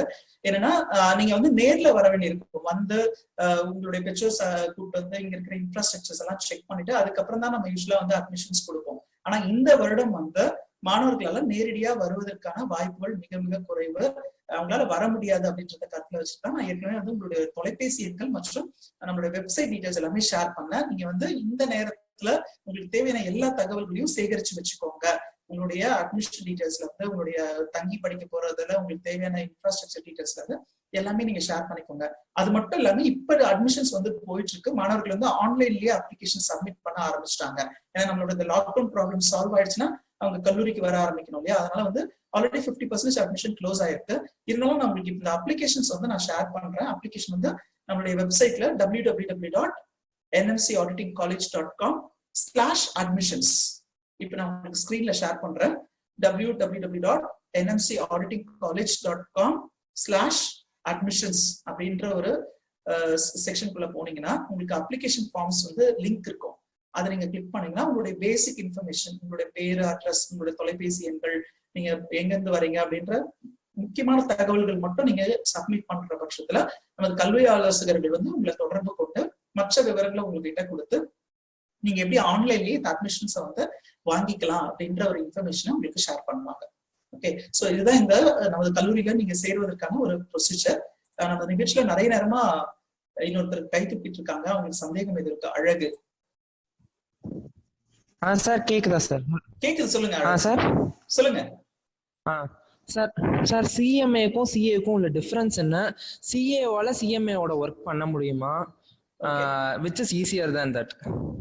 ஓகே, இந்த நிகழ்ச்சியை நம்ம ஏற்கனவே ஒரு வாட்டி பார்த்திருப்போம். ஏன்னா வந்து இந்த படிப்புகள்ல என்ன வித்தியாசம் இருக்கும் அப்படின்றது என்னன்னா, சிஏ சிஎம்ஏ சிஎஸ் இந்த 3 படிப்புகளும் ஏதாவது ஒரு படிப்பை படிச்சாலே உங்களுக்கு ஆடிட்டர் அப்படின்ற ஒரு அந்தஸ்தை கொடுக்கக்கூடிய படிப்பு தான். ஸோ இந்த படிப்புகள் பொறுத்த வரைக்கும் நம்ம வரிசைப்படுத்திருக்கிறதே முன்னுரிமை வந்து சிஏ, அடுத்தது சிஎம்ஏ, அதுக்கு அடுத்துதான் வந்து சிஎஸ். இந்த துறையில வந்து வேலை வாய்ப்புகள், சமூக அந்தஸ்துல இருந்து அதிகம் சம்பாதிக்கக்கூடிய வாய்ப்புகள், இது எல்லாம் பேஸ் பண்ணி தான் நம்ம வந்து தரவரிசைப்படுத்திருக்கோம். சிஏ சிஎம்ஏ அல்லது சிஎஸ். இந்த படிப்புகள்ல மேஜரா உங்களுக்கு வித்தியாசம் இருக்காது. முடிச்ச பிறகு சிஏ படிச்சவங்களுக்கு ஒரு நல்ல வாய்ப்பு, அதிக சம்பளம், சிஎஸ் படித்தவர்களுக்கு மிக குறைவான சம்பளம், அந்த மாதிரியான வித்தியாசம் கிடையாது. ஆனா தரவரிசை பொறுத்த வரைக்கும் சிஏ சிஎம்ஏ மற்றும் சிஎஸ். நான் ஏற்கனவே சொன்ன மாதிரி சிஏ படித்தவர்கள் வந்து புக்ஸ் ஆஃப் அக்கௌண்ட்ஸ் மெயின்டைன் பண்றது, ஆடிட்டிங் பண்றது, டாக்ஸ் பிளானிங் பண்றது, பினான்சியல் பிளானிங் பண்றது, அந்த மாதிரியான வேலை வாய்ப்புகள் அவர்களுக்கு இருக்கும். சிஎம்ஏ முடித்தவர்களுக்கும் இதே மாதிரியான வேலைகள் இருக்கும். அவங்களுக்கும் இதே நாலேஜ் தான் அவங்களுக்கும் கிடைக்க போகுது. அதே மாதிரியான வாய்ப்புகள் தான் அவங்களுக்கும் இருக்கும். கூடுதலாக சிஎம்ஏ முடிச்சிருக்காங்க அப்படின்னா அவங்களுக்கு வந்து ஒரு வியாபார நிறுவனமாகவோ அல்லது ஒரு விற்பத்தி நிறுவனமாக இருந்தா அங்க பாத்தீங்கன்னா காஸ்ட கண்ட்ரோல் பண்ற அல்லது வந்து ஒரு ப்ரொடியூஸ்ட் ப்ராடக்ட்ஸ் உடைய அடக்க விலை காஸ்ட் என்னன்றது கண்டுபிடிக்கிறது, இந்த மாதிரியான வேலைகளை வந்து அவங்க செய்வாங்க. சோ பொதுவாகவே நான் சிஎம்ஏ படித்தவர்களுக்கு என்ன எக்ஸாம்பிள் சொல்லுவேன்னா, ஒரு சின்னதா குண்டூசி தயாரிக்கிற நிறுவனத்துல இருந்து ஏரோப்ளைன் தயாரிக்கிற நிறுவனம் வரைக்கும் சிஎம்ஏ படித்தவர்களுடைய உதவி தேவை. ஏன்னா அந்த நிறுவனங்கள்ல வந்து காஸ்ட் என்ன ஆகுது, எவ்வளவு செலவுகள் ஆகுது, அந்த செலவுகளை எப்படி கட்டுப்படுத்தலாம், ஓகே, அதே மாதிரி அந்த பொருளை உற்பத்தி செய்வதற்கு என்ன அடக்க விலை, அதுக்கு நான் என்ன ப்ராஃபிட் வச்சா நிறுவனம் வந்து லாபத்துல இயங்கும், அந்த மாதிரியான அட்வைசஸ் வந்து சிஎம்ஏ முடித்தவர்களால கொடுக்க முடியும். வித்தியாசம் எடுத்துச்சுன்னா நீங்க வந்து ரெண்டுமே ஈக்குவலா தான் இருக்கும் உங்களுடைய ஸ்டேட்டஸ்ல, நீங்க ஏர்னிங் ஆப்பர்ச்சுனிட்டிஸ்ல. ஆனா நீங்க வந்து பிராக்டிஸ் பண்ணும்பொழுது நீங்க பண்ணக்கூடிய வேலைகள்ல சிஏ படித்தவர்களுக்கும் சிஎம்ஏ படித்தவர்களுக்கும் ஒரு சிறிய வித்தியாசம் இருக்கும் அப்படின்னு சொல்லலாம். ஓகே, சோ இப்ப நம்ம நிகழ்ச்சியோட இறுதி கட்டத்துல இருக்கோம். வேற யாரும் சந்தேகங்கள் அப்படின்னு கேட்கல, கை தூக்கல. சோ சாட்ல நிறைய பேர் கேள்வி கேட்டுட்டு இருக்கீங்க, அவங்களுக்கான விளக்கங்கள் வந்து நாங்க கொடுத்துட்டு இருக்கிறோம். சோ இங்க வந்து ஹாஸ்டல் ஃபெசிலிட்டிஸ் பத்தி கேட்டுட்டு இருக்காங்க. நிறைய பேர் ஹாஸ்டல் ஃபெசிலிட்டிஸ் பத்தி கேட்கறாங்க. அதுல வந்து ஹாஸ்டல் ஃபெசிலிட்டிஸ்னா நான் ஏற்கனவே சொன்ன மாதிரி நீங்க இந்த வெப்சைட்ல போனீங்கன்னா வீடியோஸ் இருக்கு, அந்த வீடியோஸ்லயே கேட்டு தெரிஞ்சுக்கலாம். அதையும் மீறி உங்களுக்கு தனிப்பட்ட முறையில நிறைய பேரண்ட்ஸ்க்கு வந்து அவங்க குழந்தைங்க ஹாஸ்டல்ல தங்கி படிக்கும் பொழுது அவங்க சேஃபா இருக்காங்களா அப்படின்ற ஒரு சந்தேகம் வரும். ஓகே, சோ அதுக்காக அந்த இன்ஸ்டிடியூட் வந்து எவ்வளவு சேஃப்டி மெஷர்ஸ் எடுத்திருக்காங்கன்ட்டு நீங்க நேர்ல வர முடியாத பட்சத்துல நீங்க ஆன்லைன்ல வீடியோஸை பாருங்க. அதுக்கப்புறம் இங்க இருக்கிற தொலைபேசி எண்கள் மூலமா தொடர்பு கொள்ளும் பொழுது நமது கல்வி ஆலோசகர்கள் உங்களுக்கு தேவையான தகவல்களை வந்து கொடுப்பாங்க. நிறைய பேர் ஹாஸ்டல் பத்தி தான் கேட்டிருக்கீங்க. அதுக்கப்புறம் ஜூலைல அட்மிஷன் போட்டா எப்ப எக்ஸாம்ஸ் எழுதலாம் அப்படின்னு கேட்டிருக்கீங்க. ஏன்னா நிறைய பேருக்கு வந்து இன்னும் சரியான தகவல் கிடைக்கல, எப்பத்துல இருந்து கல்லூரி வந்து திறப்பாங்க அப்படின்ற தகவல் கிடைக்கல. ஆனா அட்மிஷன்ஸ் வந்து இப்ப நடந்துட்டு இருக்கு. ஆன்லைன் மூலமாவே நிறைய பேர் அட்மிஷன்ஸ் வாங்கிட்டு இருக்காங்க. அதனால அட்மிஷன்ஸ் வேணும் அப்படின்னு சொன்னா நான் ஏற்கனவே சொன்ன மாதிரி www.nmcauditingcollege.com/admissions அப்படின்ற ஒரு ஆப்ஷன்ல போனீங்கன்னா உங்களுக்கான அப்ளிகேஷன் ஃபார்ம்ஸ் வந்து லிங்க்ல கொடுத்துருக்கோம். ஸோ அந்த லிங்கை யூஸ் பண்ணி நீங்க உங்களோட ஃபார்ம் சப்மிட் பண்ணுங்க. நம்மளோட கல்வி ஆலோசகர்கள் வந்து உங்களுக்கு தேவையான தகவலை கொடுப்பாங்க. ஒரு சிலர் கேட்டிருக்க கேள்வி வந்து கவர்மெண்ட் ஜாப்ஸ் ஆப்பர்ச்சுனிட்டி இருக்கான்னு கேட்டிருக்காங்க. நான் ஏற்கனவே இதுக்கான விளக்கம் கொடுத்திருக்கேன். என்னன்னா மாநில அரசாங்கமா இருந்தாலும் சரி, மத்திய அரசாங்கமா இருந்தாலும் சரி, அவங்களுடைய நிறுவனங்கள்ல, அவங்களோட வங்கிகள்ல, அவங்களுடைய இன்சூரன்ஸ் துறையில, அவங்களோட வரித்துறைகள்ல, ஜிஎஸ்டி அண்ட் இன்கம் டாக்ஸ் மாதிரியான டிபார்ட்மெண்ட்ஸ்ல சிஏ, சிஎம்ஏ மற்றும் சிஎஸ் படித்தவர்களை ரெக்ரூட் பண்றது அவங்க ரொம்ப ப்ரிஃபர் பண்ணுவாங்க. ஏன்னா அந்த துறையோட நிபுணத்துவம் பெற்றவர்கள் இவர்கள் அப்படின்றதுனால அவங்களுக்கு தேவையான ஆலோசனைகளை இந்த படிப்பு முடித்தவர்களால் மட்டும்தான் வழங்க முடியும்ன்றதுனால அரசு துறைகள்ல நிறைய வேலை வாய்ப்புகள் இருக்கு. மாநில அரசாங்கம் இருந்தா டிஎன்பிஎஸ்சி மாதிரியான தகுதி தேர்வோ அல்லது நேர்முக தேர்வு, நேரடி நேர்முக தேர்வும் நடத்தி, அல்லது மத்திய அரசாங்கமா இருந்தா யூபிஎஸ்சி மாதிரியான தகுதி தேர்வுகள் நடத்தி இதற்கான ஆட்களை வந்து தேர்வு செய்யறாங்க. இதற்கான சாட்சிகள் அப்படின்னு எடுத்துக்கும் போது ஒவ்வொரு வாரமும் வருகின்ற வாராந்திர பத்திரிகைகள், எம்ப்ளாய்மெண்ட் நியூஸ் பேப்பர்ஸ் எல்லாம் பாத்தீங்கன்னா மத்திய அரசாங்கத்தோடைய, மாநில அரசாங்கத்தோடைய எந்த துறையில என்ன வேலை வாய்ப்புகள் இருக்கு, அதுக்கு சிஏ படித்தவர்களுக்கான வாய்ப்புகள் என்ன அப்படின்றத பத்தியும் எக்ஸ்பிளைன் பண்றாங்க. நீங்க அதை வந்து பார்த்து தெரிஞ்சுக்கலாம். நிறைய வேலை வாய்ப்புகள் இருக்கு. ஓகே, சோ நம்ம நிகழ்ச்சியோட இறுதி கட்டத்துல இருக்கோம். மாணவர்கள், இதே மாதிரியான சந்தேகங்கள் நிறைய பேருக்கு இருக்கு. சோ உங்களுடைய சந்தேகங்களை நமது வெப்சைட்ல கொடுத்திருக்கிற டீடைல்ஸ் மூலமாகவும் போன் நம்பர்ஸ் மூலமாகவும் நீங்க கிளாரிஃபை பண்ணிக்கோங்க. நிச்சயமா வந்து இந்த படிப்புகள் சம்பந்தப்பட்ட சந்தேகமாக இருந்தால் இந்த துறை சாராதவர்களிடமிருந்து உங்களுக்கு தவறான தகவல்கள் தான் கிடைக்கும். வதந்திகள், புரளிகள் நிறைய இருக்கும்.